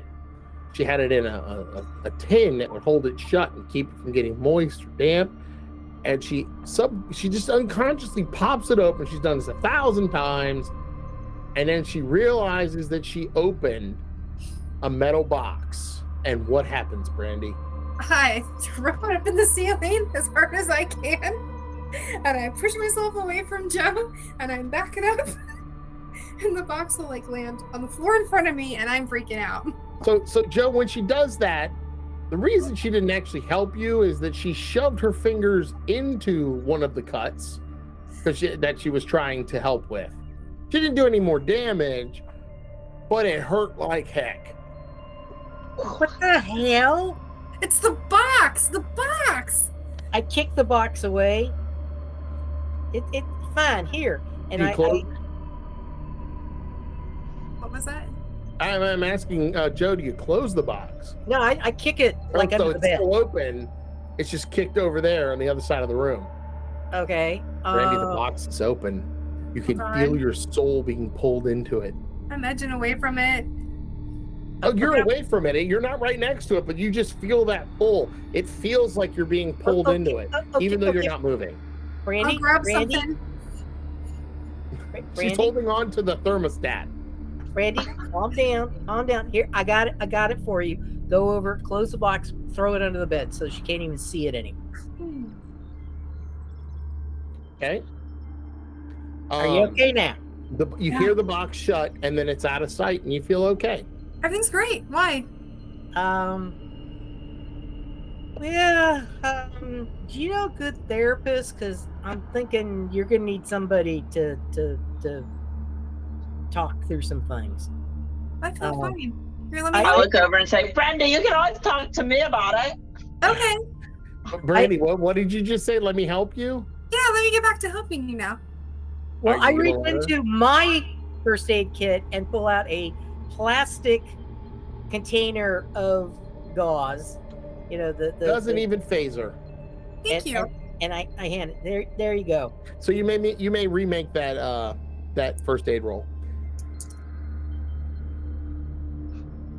Oh yeah, I got a 58 and my first aid is 52, but I will spend the 6 points. Okay, perfect. So you're gonna get 4 points back. Okay. And you will be okay. You're not gonna bleed. She did an amazing job on Okay. your wounds. But you can see, even if she doesn't realize it, she keeps kind of side-eyeing, looking for that tin, like it's gonna get her. And it's like she doesn't even notice she's doing it. It's like part of her now. And with that, we'll stop for a break. So, All right. let's go ahead and get to our brief mid-show announcements. Jack, I believe you're up. Yes. You can talk even though Alex is dead. I know. I know, and I changed my name tag too. It now reads "Poor Sweet Dead Ex-Investigator." Let's see here. So today we are giving away a 3D print of a bat perfume jar made from Make It Real 3D print.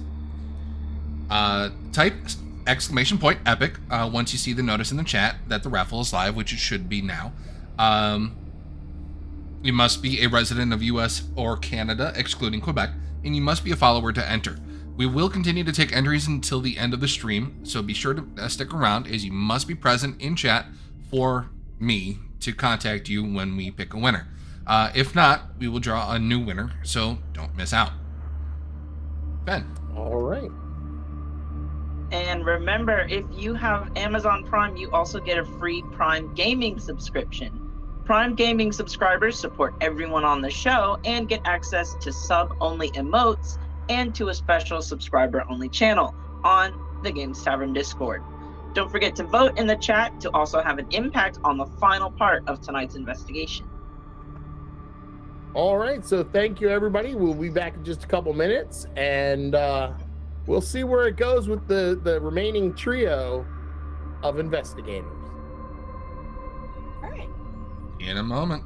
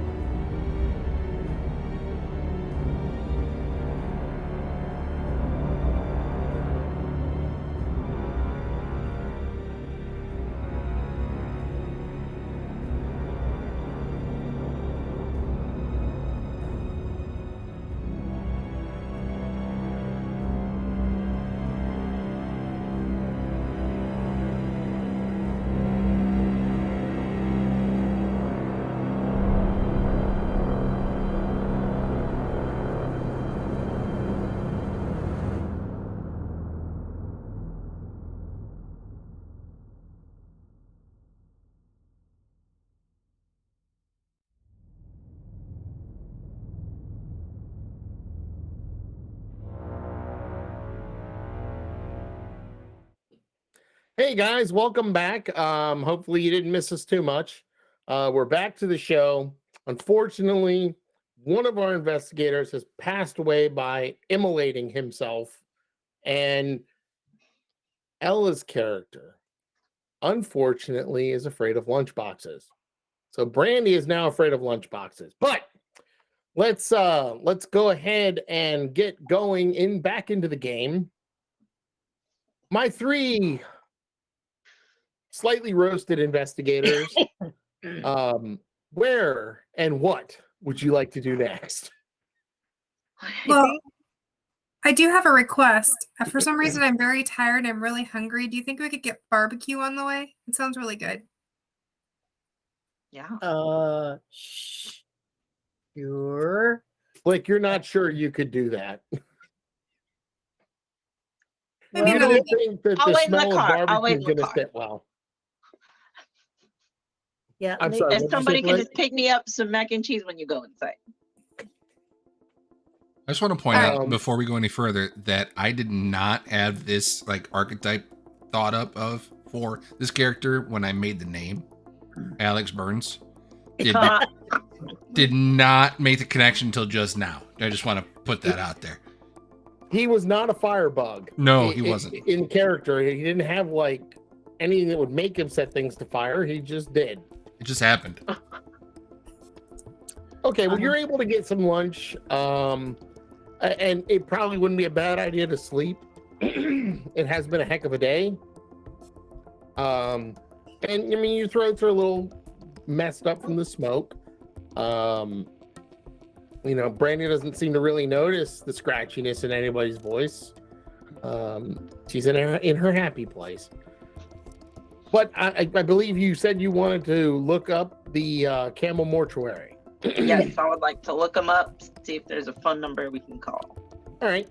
So when you look up the Camel Mortuary, the location doesn't come up, but news articles do. And the news articles all refer to the fact that 3 months ago it was shut down due to unlawful practices, and that the owners are still on the run. They haven't been found, but that bodies had gone missing, and so they were being searched for the unlawful disposal of bodies or of human remains. Oh, that's not good. I'm gonna make sure I share that with the class. So I'm guessing that's kind of a dead end. So that basically leaves us with talking to the neighbors and talking with the sheriff's deputy again. Let's start with the You sheriff's. can always talk to the coroner. I know you did mention you wanted to do that before, but you saw his notes, so that's up to you. I mean, I might want to go talk to the coroner just to find out, you know, just to get a feel for whether he's twitchy or not. Because I mean, if nothing else, looking over the coroner's reports, I'm seeing there's some things that I would have expected him to do that he did not do. Like, you know, there was no talk screen done on Milton Foyle. It was a very incomplete autopsy, and I know we thought, well, he died of a heart attack. But they still, he's not doing his due diligence. I wish I could have looked at the bodies. I probably could have helped you a lot with that. No, Brandy, it's probably for the best. I'm kind of a sensitive stomach about that sort of thing, so. Yeah, I think it's probably just as well that it was just me and Alex. Yeah. You know, I'm just sorry that Alex backed into that batch of chemicals and there was a spark. I think it was electrical maybe, and because I know the lights went out. Next thing we know, he just went whoomp, and that was all she wrote. We tried with the fire extinguisher, but even that didn't work. So, if nothing else, we probably want to talk to the coroner to claim the body so that, you know, he gets a proper burial. Sounds awful. It was very traumatic. Well, you can cruise by while you're getting dinner if you wish, and Yeah. you'll see that the fire department is there, and that the sheriff is there, and they're obviously there's an investigation going on. Why don't y'all two stay here and let me I go was over thinking the same thing. Yeah, y'all Now, just stay here and I'm gonna say, Joe, make me an idea roll.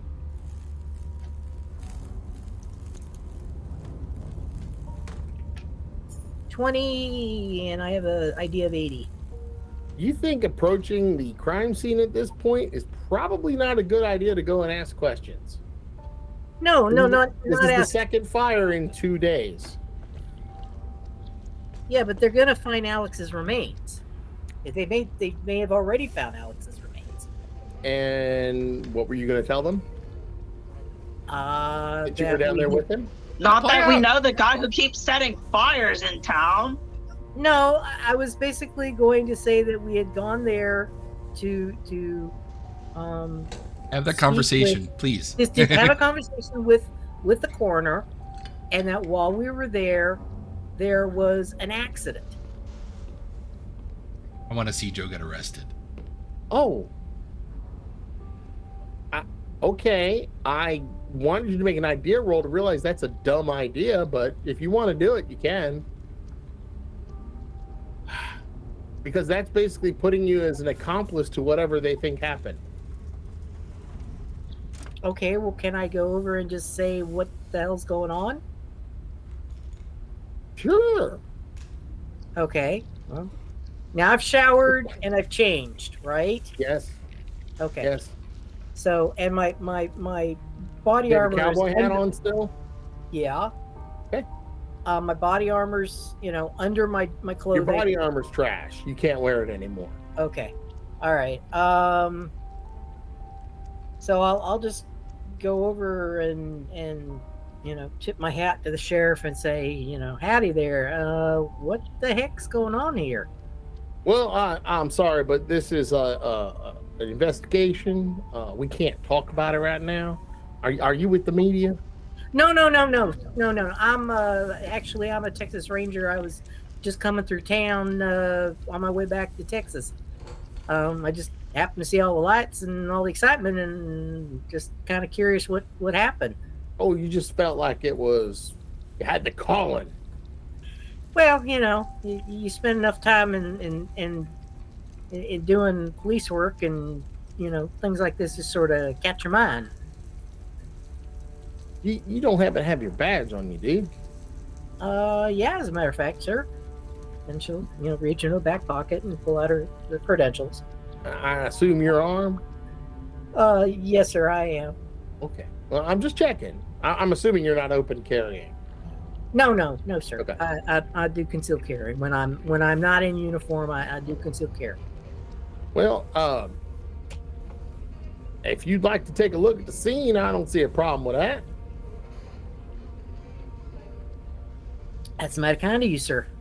Oh, sure, no problem. Come on through. You obviously, a fine young lady like yourself, have seen plenty of burnt corpses. Well, between the time I spent over in Middle East and everywhere else, and yeah. All right, well, come on this way. I'll take you down the back stairs. All I right. don't really want to use the elevator since there's a fire. Oh well, yes, sir. There And were stairs. Yeah, there were stairs. Yeah. They hadn't put the sign back up since they redid the room. Damn it. There was no exit sign up. And so he takes you around. He starts walking you around, and through the open door you hear, "She did it! It was her!" What? And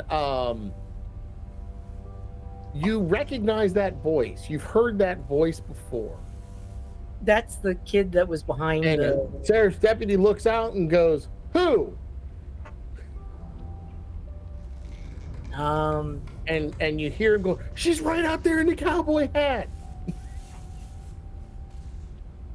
And you see him excitedly trying to get through the door, and the sheriff's deputy won't let him. That's her. I'd recognize that face anywhere. She's so pretty, I couldn't stop dreaming about her. That's her. That's her. I'm telling you, that's her. And you see him waving his Hot Wheels lunchbox like this. And Brandy, you can see the lunchbox swinging over this deputy like a hammer coming down. Flick. It's coming for her. Look out. Brandy, let's just go wait in the car. I get Brandy, and we're gonna go sit in the car. Are the keys in the car? Does Joe have them? Oh, I would have left them in the I car. assumed we were with Brandy's car. Oh, okay. So you had your two vehicles. Yeah, we can only drive two. The sheriff turns and goes and looks at you and gives you kind of like the side eye and says, "I would suggest you don't go for your piece." Sir, I would not even consider going for my piece. I don't know what this.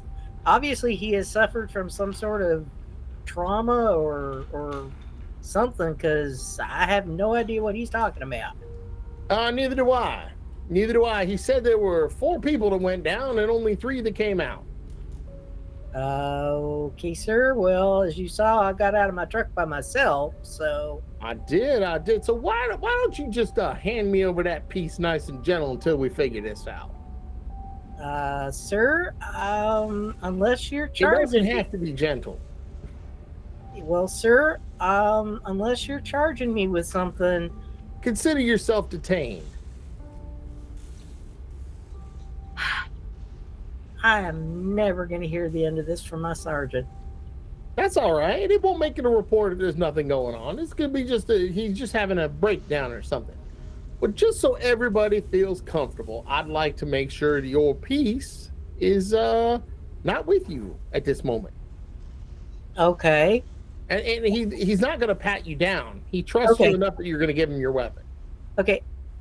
One thing I meant to mention that I did not is she had taken the gun apart to clean it. Well, that's fine. Okay. I figured you had done that. Yeah. That's just, she's a Marine. You fire your weapon, you clean your weapon. Right. No, it's So not a she'll hold up one. Actually, she holds up her right hand, reaches back with her left hand, pulls the... He doesn't look very nervous. Okay, pulls the weapon out, by the handle, but not gripping it. Yep. And he'll take it and he'll hand it over to his deputy and say, "Make sure that's in a safe place. We're going to need it back soon.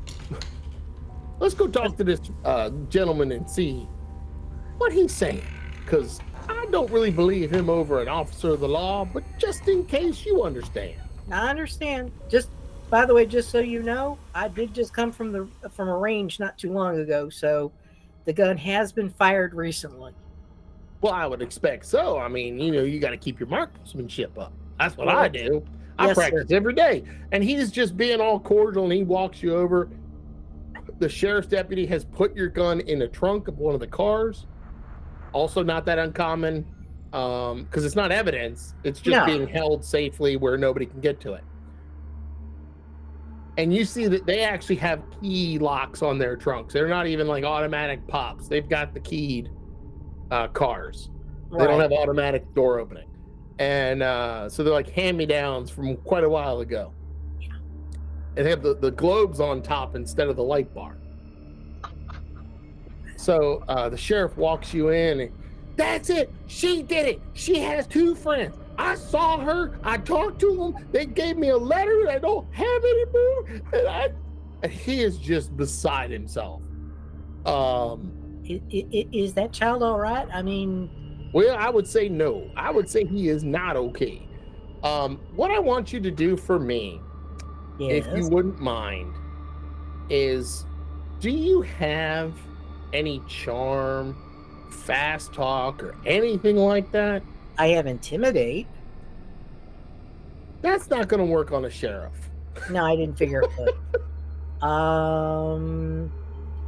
No, I have no innate skill in either charm or fast talk. Okay. So, I do have a little acting, but very little. Yeah, so He's like, all right, well, let's just go. Let's talk to this little gentleman here. And he goes, William, sit down. William sits down, and he's got his lunchbox in front of him like this. And he turns to you and he goes, William is a special case. He's jumping. Okay. He's jumping. So that's all I can say. He's jumping. So William, will you explain what happened yesterday? It was her. She talked to me. And he looks very, very. He looks like he has snapped. He wasn't all there to begin with, but he definitely looks like he has snapped. And he goes through the whole thing of what was going on. That he got the letter from the sheriff's deputy, and it promised that it would, he could come over and have 2 racks of his world famous ribs and all this. The letter was a voucher for 2 racks of ribs. And so he's very distraught over. He's not even going to get the ribs. But he does describe you, and he describes Flick, and he describes Brandy, and he describes Alex before he became a shrinky dink. Shrinky dink. And A so Flambe, Alex Flambe. yeah, Flambe. He's Alex Flambe. Sorry, dog was chewing on the back of my chair for some reason. Obviously, he doesn't like what's going on. Yeah. Okay, so and the sheriff's kind of like, and he's describing you not in the clothes you're wearing, but in the clothes you had on yesterday. And it's almost like he remembers things very sharply, but it's slightly twisted. In that he views the world differently. Now, And he describes you down to how you look when you walked away, and he's never seen your back in this room right now. well, sir, and I'm speaking to the sheriff. Well, sir, I did come by the sheriff's department yesterday as a courtesy visit, and there weren't nobody around. Maybe he saw me then. Oh, so you're just passing through, but you came by yesterday. Yes, sir. I tried And then it was a fire. Well, I came by to the sheriff's department to do a courtesy call. I try to, maintain friendly relations with all the sheriff's departments that I encounter. And he hooks his thumbs, in his gun belt. It's kind of rocking back and forth, like he's kind of believing what you're saying, but also you can see the gear. You can actually hear the gears turning in his head, and you know where he's going with this. Now, sir, what? So where did you stay last night? Motel up the road a bit. Motel up the road a bit. You don't know where you stayed. It was one of them. You're a Texas Ranger, and you telling me you don't know where you stayed? No, I'm just trying to remember. It was. Was it the Red Roof Inn, or was it the Motel 6? I think it was the Red Boat. Motel 6. They're right Oh. next to each other, if I remember correctly. Oh no, we only have one. We have a Red Roof Inn. Oh, okay. Well, then it must have been the Red Roof Inn. Yeah. Hey, and he says, "Can I see your badge again?" Reach back, pull out her credentials, show her credentials. And looking at it, calls in, and he asks for a verification on your badge number, because you should know where you stayed. Sir, What room number were you in? I was exhausted when I got there. I just saw the vacancy light. I went and I pulled in, and I rented a room for the night just because I knew I couldn't keep driving. Right. I understand. What room number were you in? Lord, sir, I don't know. It was first floor. Oh, that's all right. We can ask. Charlie will know. He's my cousin. He'll know. And so when it comes back that you are a Texas Ranger, and that everything checks out on your ID, that you are on leave, and He's like, all right. I just don't think you're being quite honest with me. I just there's something in my bones. It's like my grandpappy said, when your bones are itching, somebody lying. Sir, I'll be perfectly honest with you. Like I said, I came through yesterday, stopped at the sheriff's office, poked my head in, saw that there was just a gentleman there. He wasn't wearing a sheriff's uniform or nothing, so I figured that'd be Bob. Y'all were probably out dealing with the forest fire that I'd heard on the radio. So I went, I figured I'd see if I couldn't get a little bit further, but then I started feeling really tired. So I said, you know what? I'm not going to drive when I'm this tired because it's not good. It's not safe. We both know that driving while you're tired like this, it's like being under the influence. So you see the bullshit meter going off behind his eyes? He goes, yeah, well, let me check something here. And he goes over to the phone and he picks it up and you can see that the sheriff's deputy doesn't quite know what's going on, but it's kind of weird to him the way his boss is acting. So he's kind of on edge, but he doesn't know what's wrong. He hasn't put two and two together. Yeah. And why he's probably not the sheriff. And he goes, yeah, hey, Charlie, did you didn't happen to have a very nice looking Texan stay with you, did you? Oh, you did. Oh, okay. Just last night? No. Oh, not just last night? Oh, 2 nights. Oh. And he's looking at you while he's having the conversation. Like he wants you to interrupt him. Oh, and what room number? Okay. And was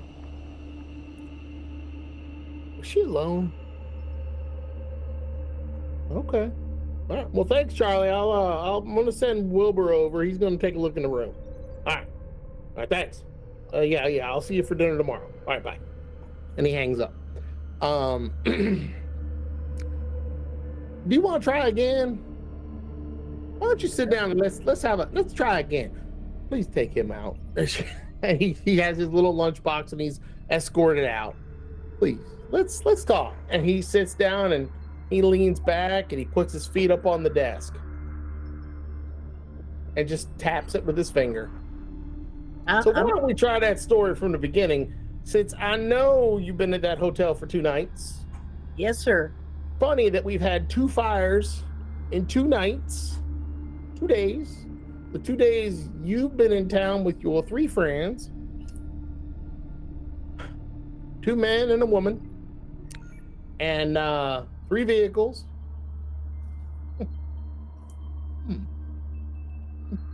I don't know what to tell you, sir. Actually, 2 vehicles. She's doing her best. Butter would not melt in my. I'm doing my best. Butter. I mean, you could absolutely be rock solid, but he knows you're not telling him the truth. He knows you're leaving something out. Sir, why don't you just come clean and tell me what's going on?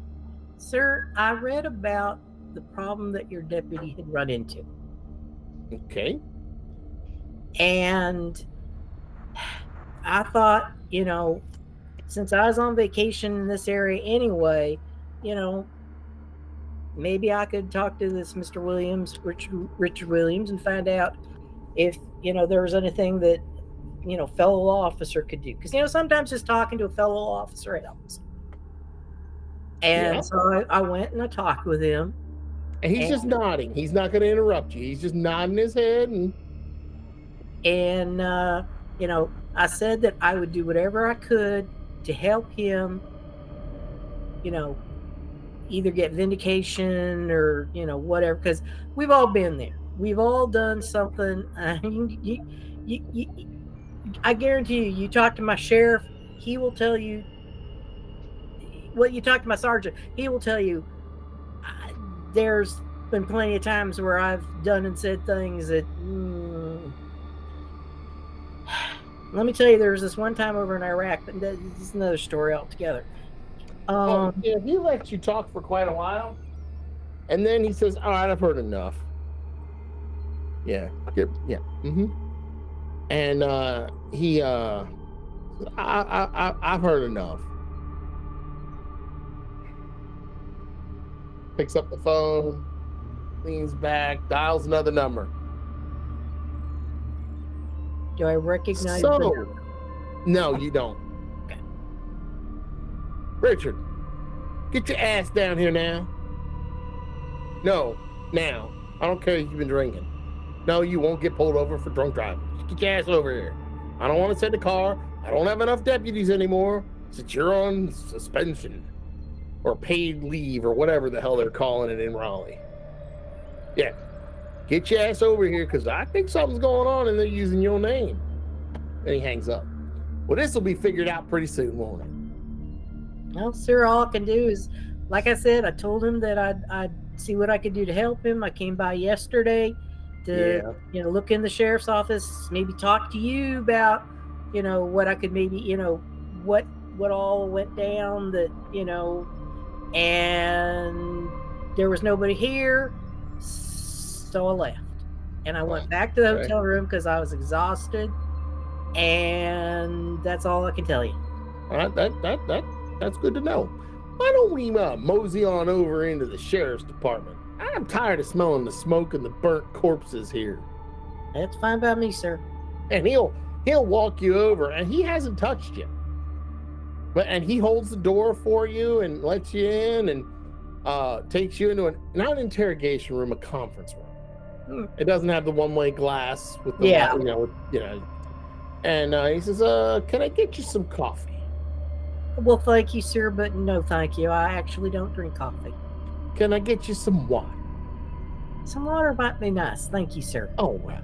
And he goes out of the room. He leaves you there. And you can hear raised voices from outside the room.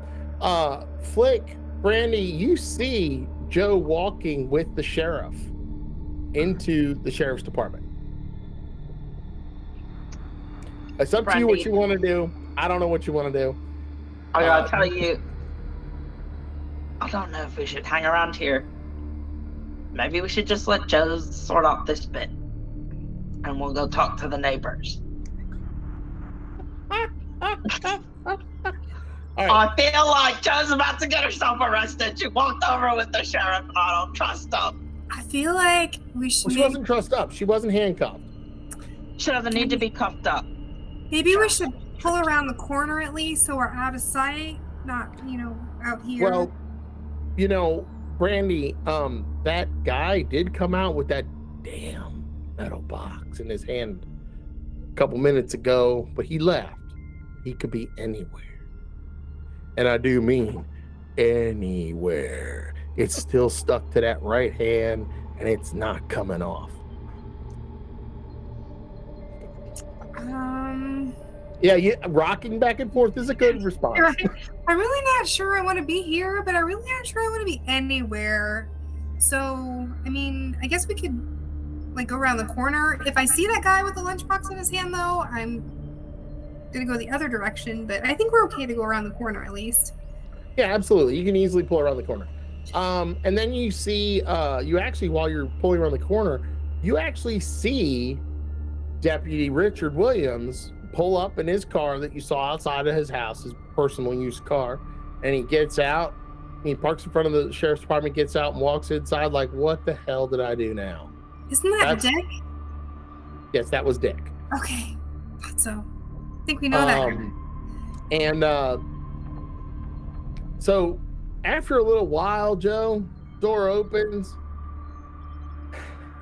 and Richard walks in and door shuts. And he sits down and goes, "The fuck did you do?" I have no idea.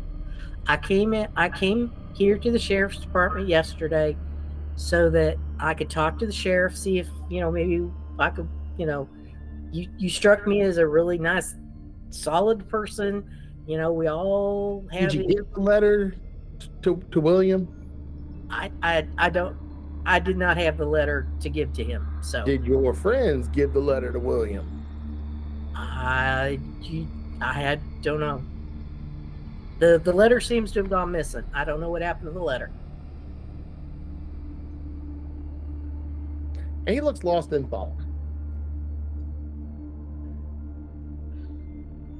You dragging me down with this, I'm trying not to, sir. I'm trying to to help you as best I can. Can you just tell me what happened? Because, no, you know what? Don't tell me. I don't want to know. I don't want to know. I don't ever want to know. Why someone would set fire to a morgue? I don't know. But I don't want to know. And then he kind of twitches a little bit as he puts two and two together. He goes, all right, well, good luck. His voice gets a little higher, and he quickly stands up, knocks the chair over, picks it back up, and quickly opens the door and walks out. And as he shuts the door, won't tell me nothing. Can I go now? I'm on suspension, or you're going to have to pay me extra overtime because I'm already getting paid because I'm on suspension. And he's gone. And the sheriff comes back in and he goes, I don't know what you just said to him or what you did to him, but he was my best deputy. And he's been broken since that response to the Sir, all I can tell you I is just want to know what is going on in my town and why shit keeps burning down and why people keep talking about dead bodies walking. Sir, I don't Lay know. down on the line for me what you actually know, because I know you're lying to me. I've been doing this for far too long to not know. You got a good stiff face. You're good at it. But you're not that good. Sir, I cannot tell you anything more than I have already told you. I was hoping you wouldn't say that. Well, I'm going to have to ask you to turn around and put your hands behind your back. Am I being arrested, sir? You are being arrested. In which case, I will like to exercise my Fifth Amendment rights and speak to an attorney. Yeah, will be arranged. And she'll stand up. And he'll read you your rights. And he's not violent, he's not rough. He just gently puts the cuffs on and takes you to a cell. They book you. Do you have a second piece? Do you have an ankle piece? No, sir. Okay. No, I'm just asking. Do they find anything else of interest on you? No. And so you are in jail for right now. Okay. And he does come back around dinner time, and he says, "Are you sure you don't want to change your mind?" Sir, Nothing's been filed yet.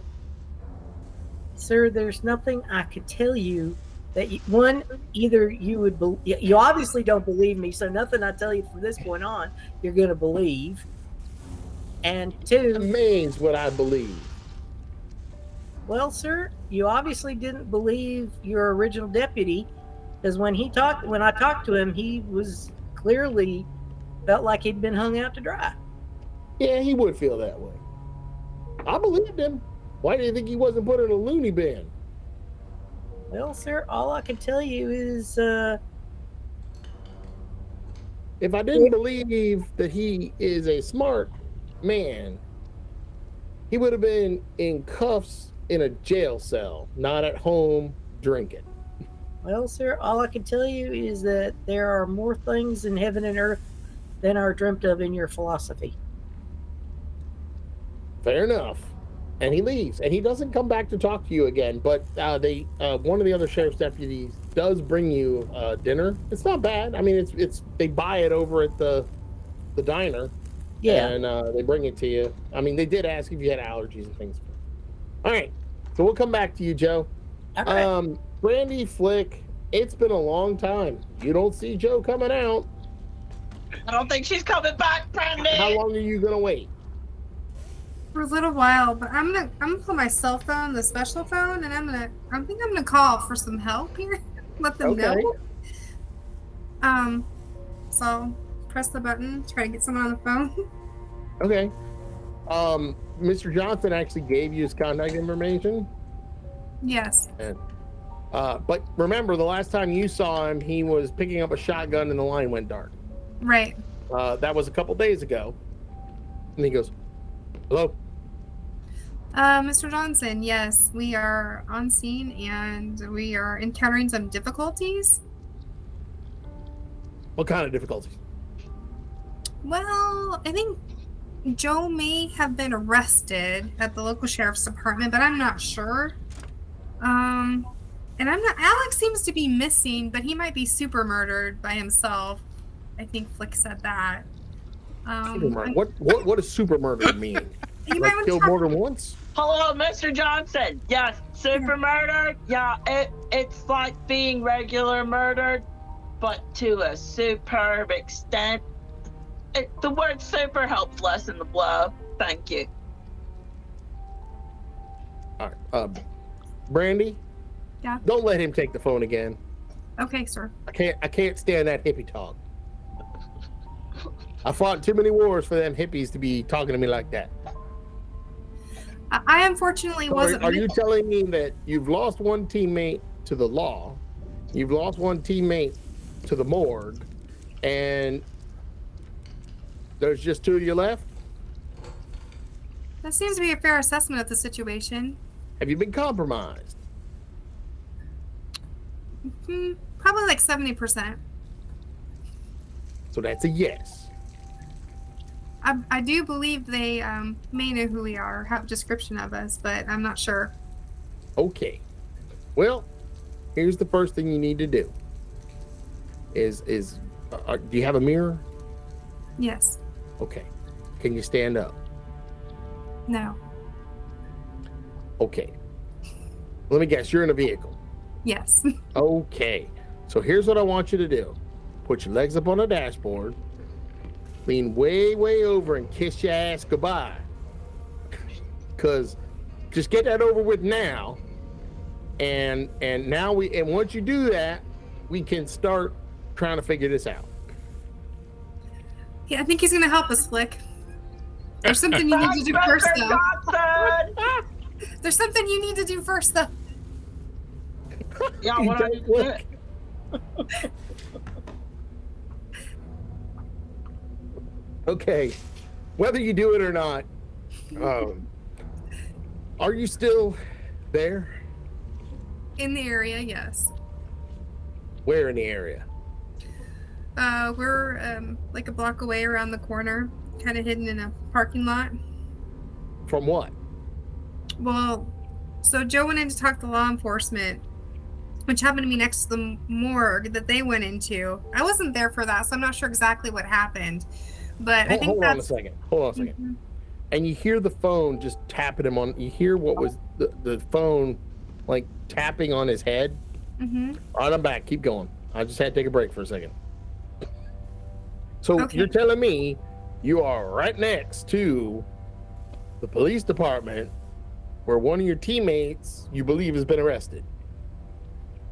Yes, Why are you there? because we were hoping she wasn't arrested. Are there deputies walking around? Not that I've seen. Well, yeah, actually they are, because they've been moving around the crime scene, which is right next to the sheriff's department.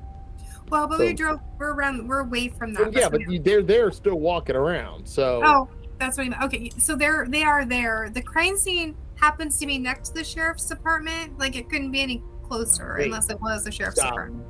Stop. So you're sitting next to the sheriff's department, next to the crime scene. Yes. Well, in the proximity, yeah, pretty close, I guess. Are you? This gets better and better.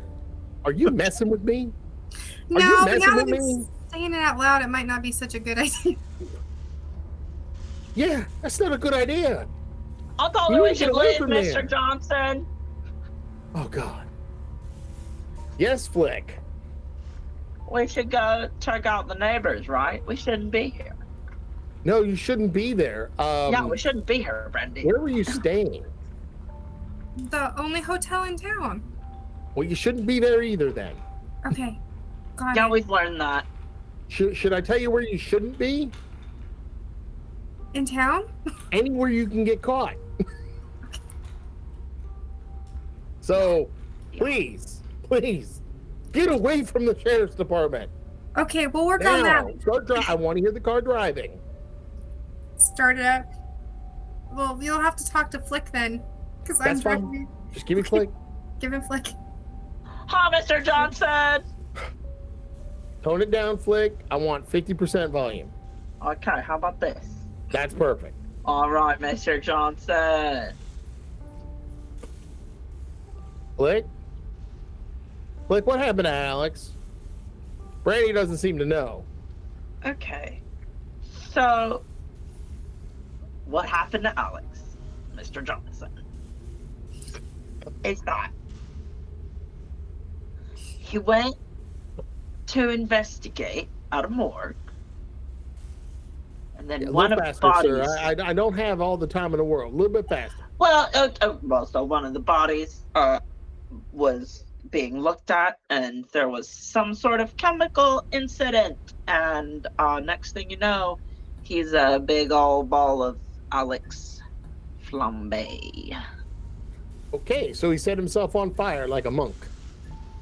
Yeah. Maybe in an accidental capacity, we're not sure. What was he trying to set on fire? No idea. I think a bed sheet. You couldn't see it because you didn't have a light.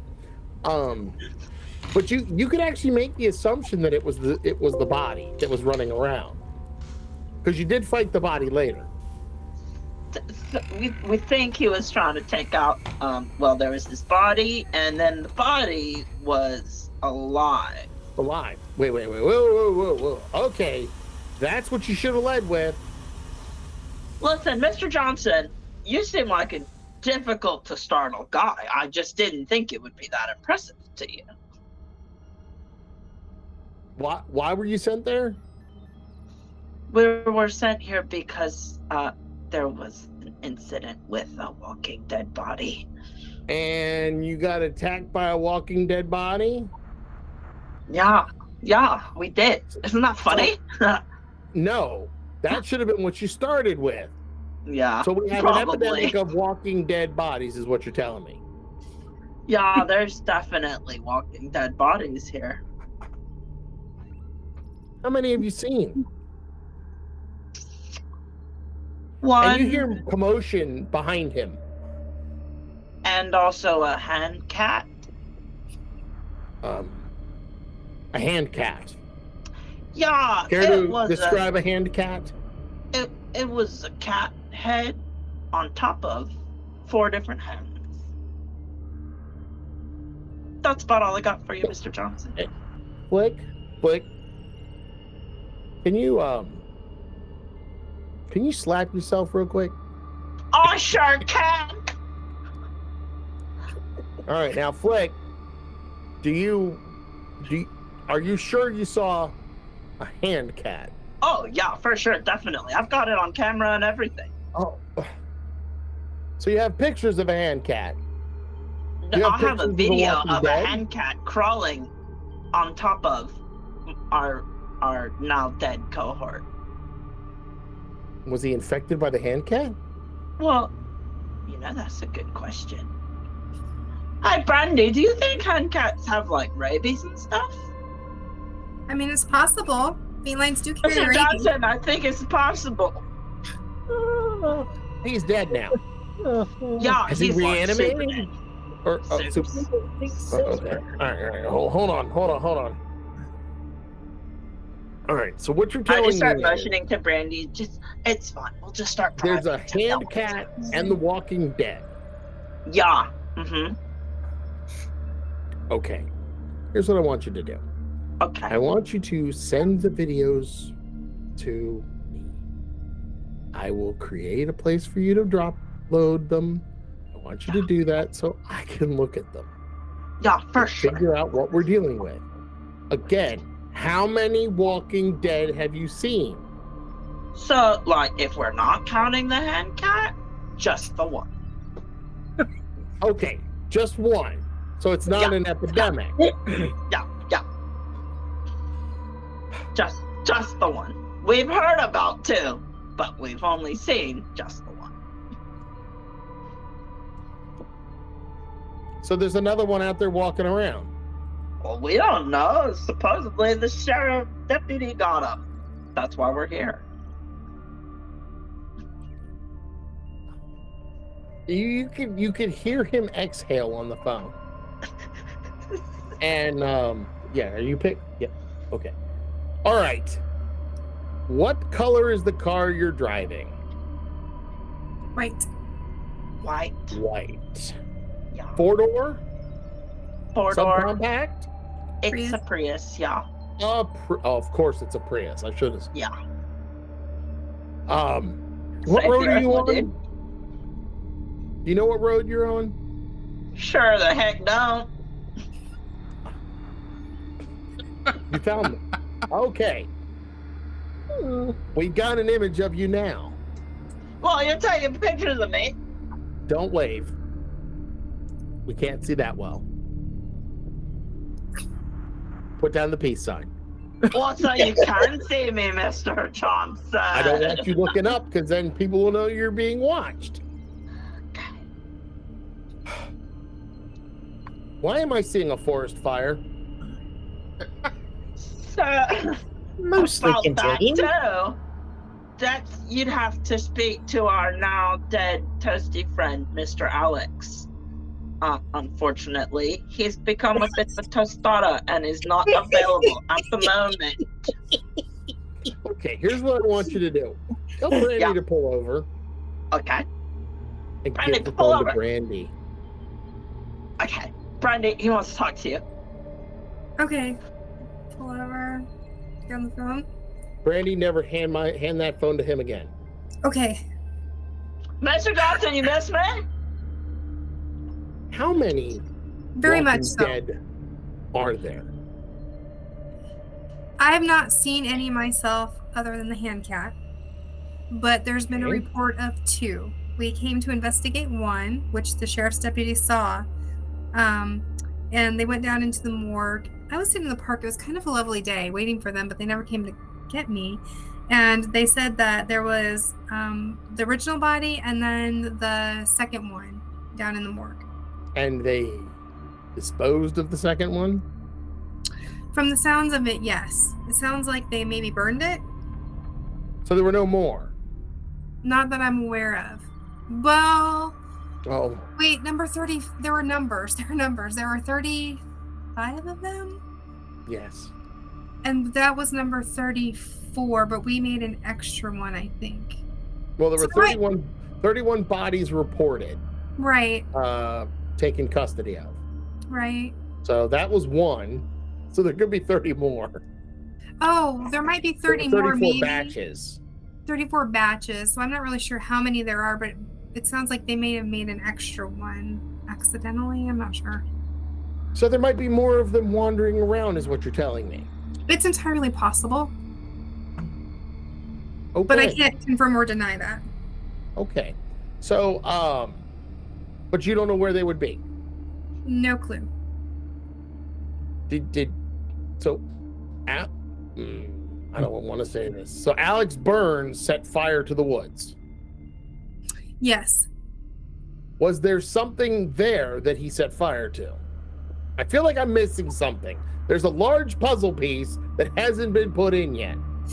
So we went to the residence of the person that we believed was doing the experiments, and he had a lot of information and things, including the hand cat in his basement.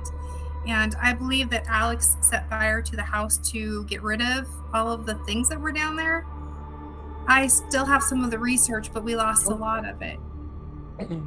Yeah, I'm not gonna lie, Mr. Johnson, that guy seemed kind of unstable. Yeah, we're not really I sure. see where that he guy got seems it to be from. running rampant on your team, Brandy. The only person I thought that, the person I thought that would hold this together is the one that's incarcerated. Okay. So where the fire started is where the hand cat was. Yes. The first fire. Okay. Right. Not Yes, the we second can one. We see accidentally all the said. emergency vehicles in the town. Yes. Well, there's almost no fire left, but it's obvious that it was a large fire and burned many acres. All right. Just stay where you are for a couple minutes. I'll be back. And he hangs up. Okay. You wait a couple of minutes, and then you wait a couple more, and then it becomes 15 to 20 minutes. and then your phone rings. Not Flick's. Brandy's phone rings. Okay, answer it. Hello? Yes, this is Mr. Johnson. Yes. Okay, we've looked around the area. It appears there's an old barn on Milton Foyle's property. We need you to go check that out and tell us if you find any evidence of the Walking Dead before we can figure out what to do next. Okay. Do you think you can get Joe out? I have no idea. Should we go try to get her out? I have no idea. Do you want to go to jail? Do you want to be captured? No. No. Okay. Then I would stay away from the jail. All right. The best way to get in a jail is to try and break someone out of a jail. Got it. Okay. So. All right. Go check out the barn. Let us know what's happening. We'll get the coordinates from him as to where it's at. Oh, you can't miss it. You just go due north from the fire. Is there a way that we can approach where we won't be seen since you have some sort Yeah, of absolutely. Because the fire is way away from where it started. It moved away, and it appears the wind turned. I don't know. I don't care. Well, lucky But- for us. Yes. Lucky for all of us. So it's about a 15-minute walk from the epicenter of the fire. So it's a good couple of acres back from the house, it would Okay. appear. All right. We can do this. And We'll he go hangs check up. it out. Yeah, we're gonna do great, Mr. Johnson. I think he heard me. I think he said thanks a lot for all your help, Flick. Yeah, I think he likes me. I do too. I think Okay. we really get along. He He's definitely got wants to nothing on talk to Operator you. 11, though. He wants So- to talk to you again. Yeah. Oh. So, Omega Control, what was number 2 and number 3, please? That would be the third option and the third option. Oh, great. Perfect. All right. So, you guys are able to, you can actually drive up the driveway still because it was like the fire started at the house and then moved to the east. Okay. Funny, since the winds prevail from the west, you know, and it didn't spread to the north as much as it did to the east. It did jump a road and burn some other woods down, but they were able to put it out because they were very fast in doing it. You could find the barn. As you approach the barn, you hear the nicker of a horse. You know that. I'll look around for the horse. I want to make sure my gun's reloaded, by the way, before we get out here. Oh, well, your gun should be full. You never used it. Oh, that's right. But when you pull it back, maybe to put one in the chamber, one flies out. That's strange. Yeah, because you don't keep one in the pipe, do you? No. When you take the clip out, you realize that you're missing a couple of bullets. Huh. Does someone have And, my gun? and the gun smells like it's been fired. That's weird. Yeah, that is really weird. Did you borrow my gun? It was Alex. I don't know. No, someone must have borrowed it when they went to the morgue or something. I don't know. Okay. Next time, just ask. It's okay. Yeah, for sure. For sure. Okay. For sure. So as you move closer to this barn, you realize it's a 40-foot square double door metal barn. Oh no. And but the doors are open, you know, like big barn doors are open. It's dark inside, and from the trees to your left, you hear a horse moving in the trees. A horse. Yeah. Maybe You it's like wanna- a parrot. You want We to go should- look at it, Flick? Yeah. It's Yeah, I Bigfoot. don't know. Okay. I wanna As you look at the approach horse. the woods, the brush is pretty thick right here because it's a clearing and the edges are always thicker. That horse's head comes out, and it looks like it's blind in the eye you can see. Just like hold my hand up and I say, and it comes forward and it licks your hand, and it steps out, and that's when you notice that there are huge tears in the side of its neck and down its front as something has torn into it horribly. And that's when you realize both eyes look dead. And it nestles up next to you and wraps its shredded neck around you in a hug. I need a sanity roll. It's a nice horse. It's a nice zombie horse. 80. All right, so Another one bites the dust. Flick. I don't know how to tell you this, Flick. Were you a horse person before? Are now. I wasn't not a horse person before. That's fair. You are definitely a horse person now. Oh, This is your precious baby, this and is you my- want to keep it. I do want to keep it. You're Okay. right. Well, you know, the great thing is it doesn't need reins when you can just reach into the neck and grab the muscle itself and pull it along. And it happily follows you out into the clearing. And at that point, Brandy, I need you to make a roll for me, because Flick has grabbed into this horse's neck and is pulling on the muscle to pull it out, to lead it out like it's on reins. Brandy, look, I made a new friend. I rolled a 38. Oh, Brandy. Oh, We're all going to the loony bin. Or the well, work. Brandy. Or jail. Or Um, successful mission, boys terrifying. and girls. It's definitely terrifying. And the only safe place you can get to No. is a very large metal box where the doors are open. What are you gonna do? Flick, It's a How- zombie horse, and you know it's gonna eat you. you gotta back away from that thing. You gotta get away from it. Well, I'll start Brandy, I backing think up. he's nice. No, he's gonna eat your face. Like, get away from it. It's not okay. My friend backing up. Frika. I'm pulling You're out my backing gun up? and backing up. Okay. So I need you to make me a luck roll real quick as you back up, because Flick's walking right towards you, and he's backing you up. But you don't 49. realize, huh? 49. 49.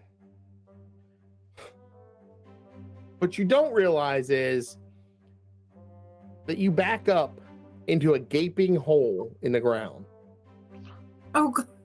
Flick had actually was walking towards you to share his horse, and you fall in a hole, Oh and you no, roll Brandy! down this slanted slope that appears to have been dug up, and you land in a cement room.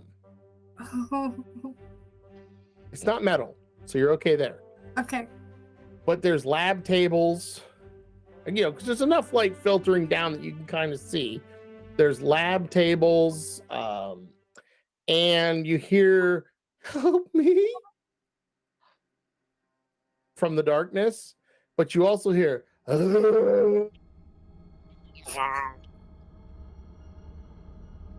Flashlight. Can you get my flashlight out? I'm trying to. Is there a way out, by the way? I'm trying to look up. well, there's up the hole. You can try and climb back out.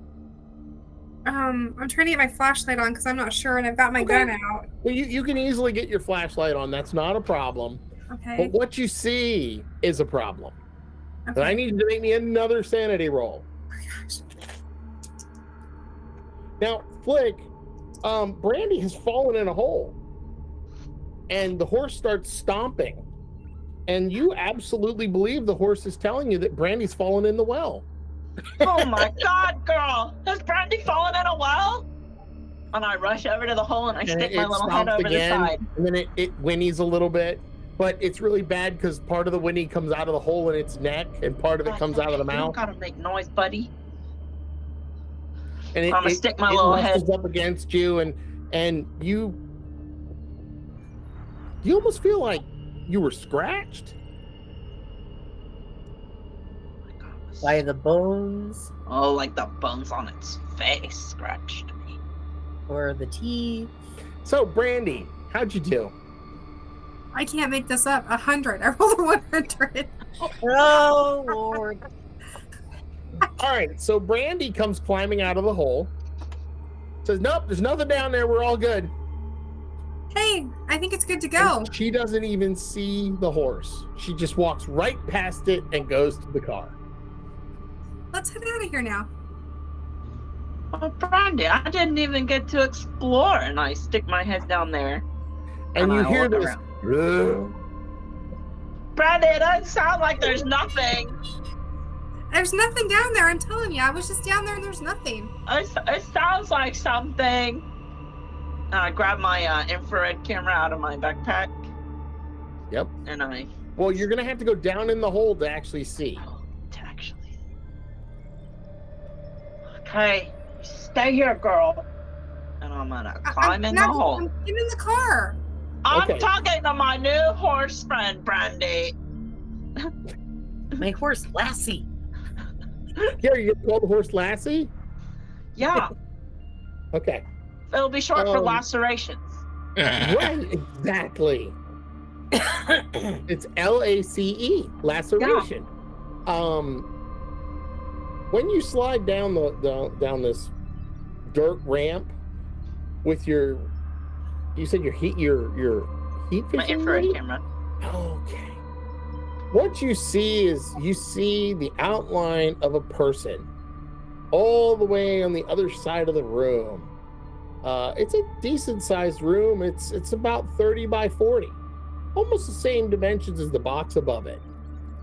But it's all cement except where it's been broken into, and there is the ramp you slid down. There's also a ladder over to your right that goes up, not down, but up.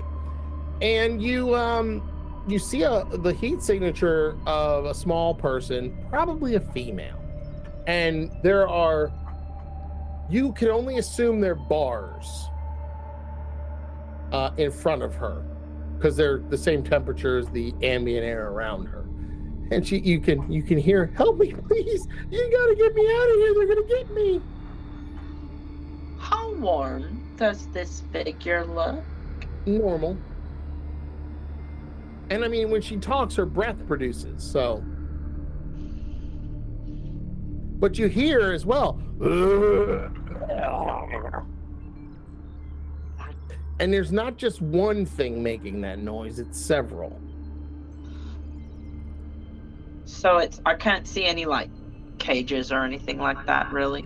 No, Just the everything's the one that same temperature down here. I'm gonna look at the ladder and see Okay. what it leads to. It leads to a metal plate that looks like it could be moved. Okay, like a thing you gotta push up or something. You could, yeah, probably. Like a manhole cover. That's bigger than that, but yeah. I am going to open that. Okay, you climb the ladder and you start pushing on it, and it doesn't move at all. Okay, It's incredibly heavy, but you hear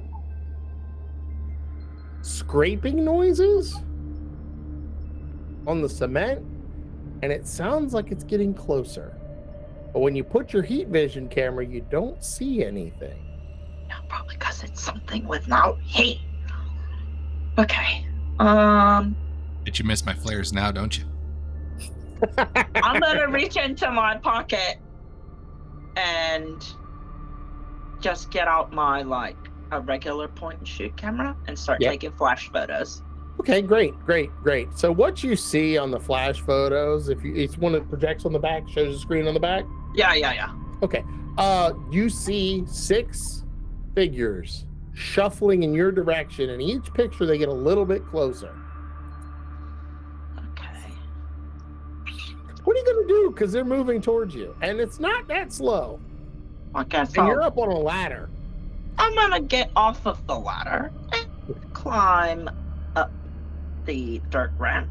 All right, so I need you to make me a climbing roll, please. Oh no. Oh no. I got 17 out of 25. Hey! All right, you're able to scurry up, and as you do it, you're actually able to grab onto the foot of Lassie, and you pull yourself up, and part of the flesh of Lassie's leg pulls off in your hand, but you just shake it off because it's just some dirt or it's some mud. And you kind of realize that the mud that you just climbed through, hey, that matches the mud in the house, in the original house. Because the original zombie looked like it had been immersed in dirt and dug its way free. Like it dug its way free. Yep. So, Flick, what are you going to do now? Since Brandy's checked out. Yeah, I was about to say, how far away is Brandy? I'm in the car.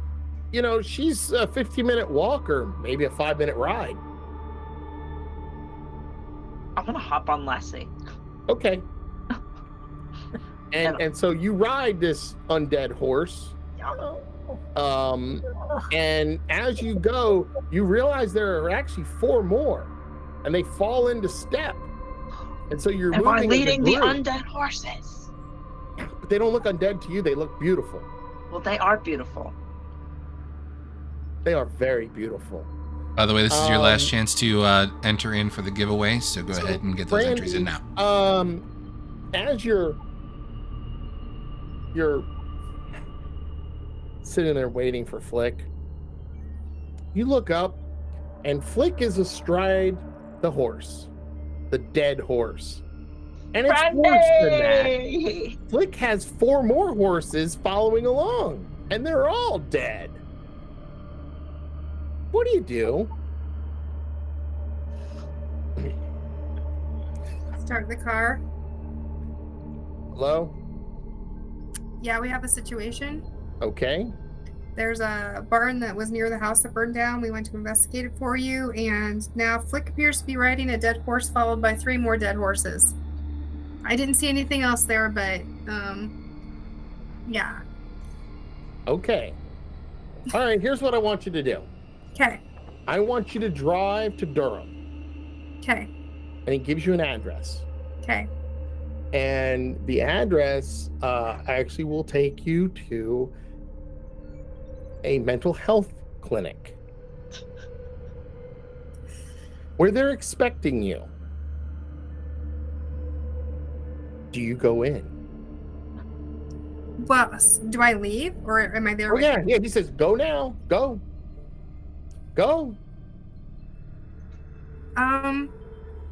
Sure. I mean, he told me to come here for a reason. Well, he told you to go investigate the barn. You investigated the barn. You didn't see anything in the barn, but Flick is riding a dead horse. Brings a whole new meaning to the phrase. So we'll just say that you get checked in. Okay. Flick, it was the horse's teeth that scraped the back of your neck. And about 30 minutes later, you are a dead rider on the back of a horse, riding around, and the other horses are killing people. Not yours, but the other horses are attacking people. But my horse is a good horse. Yours is friendly to you. So, with that, we'll leave our story and our investigators. 2 are dead. Well, 1 is dead. 1 is alive again. 1 is in custody. And the last one is also in a different kind of custody. Perhaps this event has truly gotten its name of Dead Last for a reason. Because Brandy, you're not dead last, but Joe is. Perhaps you should have gone to the jail. And with that, we'll be done for our lovely story. So let's go ahead and get to the outro. Hey, on a positive note, Angus, you have won the bat jar. Oh my god. I think it ended on a pretty positive note. I sound like a bat. This just happened. Congratulations to R. Angus Smith for winning the perfume jar 3D printed by, pull up my announcements here. Oh, it's by Make It Real 3D Print. That's the one. You can So find it on Facebook or on the internet. yep, hang out and chat for a moment, and I will get your information, and we'll make sure that gets sent out to you. So again, congratulations. So, and we need to thank Mike Holland for writing this event many years ago for us. But let's go ahead and before we terminate, well, that was a bad term. Before we end today, let's go have our cast recap who they are and where you can find them. Myself, I am Sholem West. You can find me on the 3- Cousins podcast. You can find me here. I run this with David, the Omega Files with David, and Jack is our great helper. We'll get back to that in just a second. Lee. I'm Lee Smith. I played Joe McAllister, or perhaps I should say I played Joe McAllister. Played. I can be found on Facebook as Lee Smith. I can also be found on Twitter as Flaming Hooves at Twitter. You are now, by the way, prisoner 24601. 4601. Oh, is that what her tag says now? Uh-huh. Nice.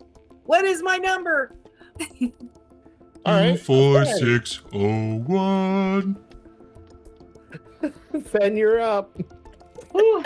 Okay, y'all. My name is Fen Bowman, and I have been your paranormal buddy extraordinaire, Flick Baggins, now known as Flick the Undead Rider.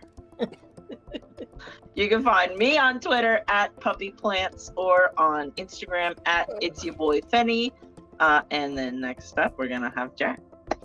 Hey, that's me. I am better known as Omega Control. Every time you hear the keepers ask for the poll, they're asking me behind the scenes. But today I got to step out from behind the curtain and play Alex Burns, who set himself on fire, apparently. Was he a Buddhist? I'm just checking. No, he had nothing to do with fire at all. And then it developed in the course over the course of the first and second session. So yeah, short-lived character. But that happens in Call of Cthulhu.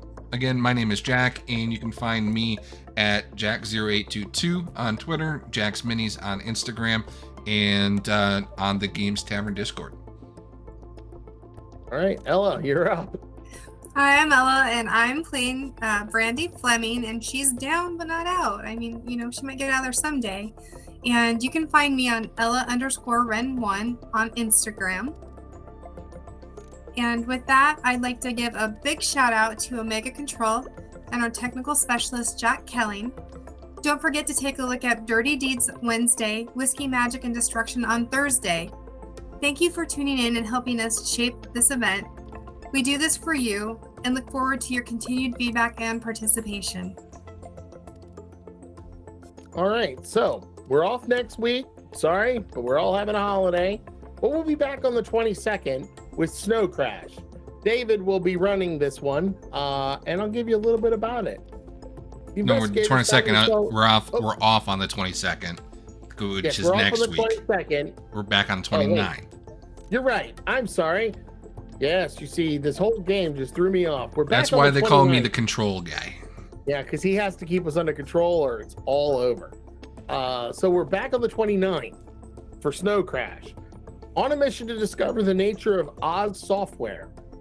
The investigators are caught in a storm of horrific betrayal and deception that will have them questioning who they can trust. So until next 2 weeks from now, this is the Omega Files crew signing off. Everybody have a happy Thanksgiving, and thank you very much for being part of it. Happy Thanksgiving. Bye, everybody. Bye.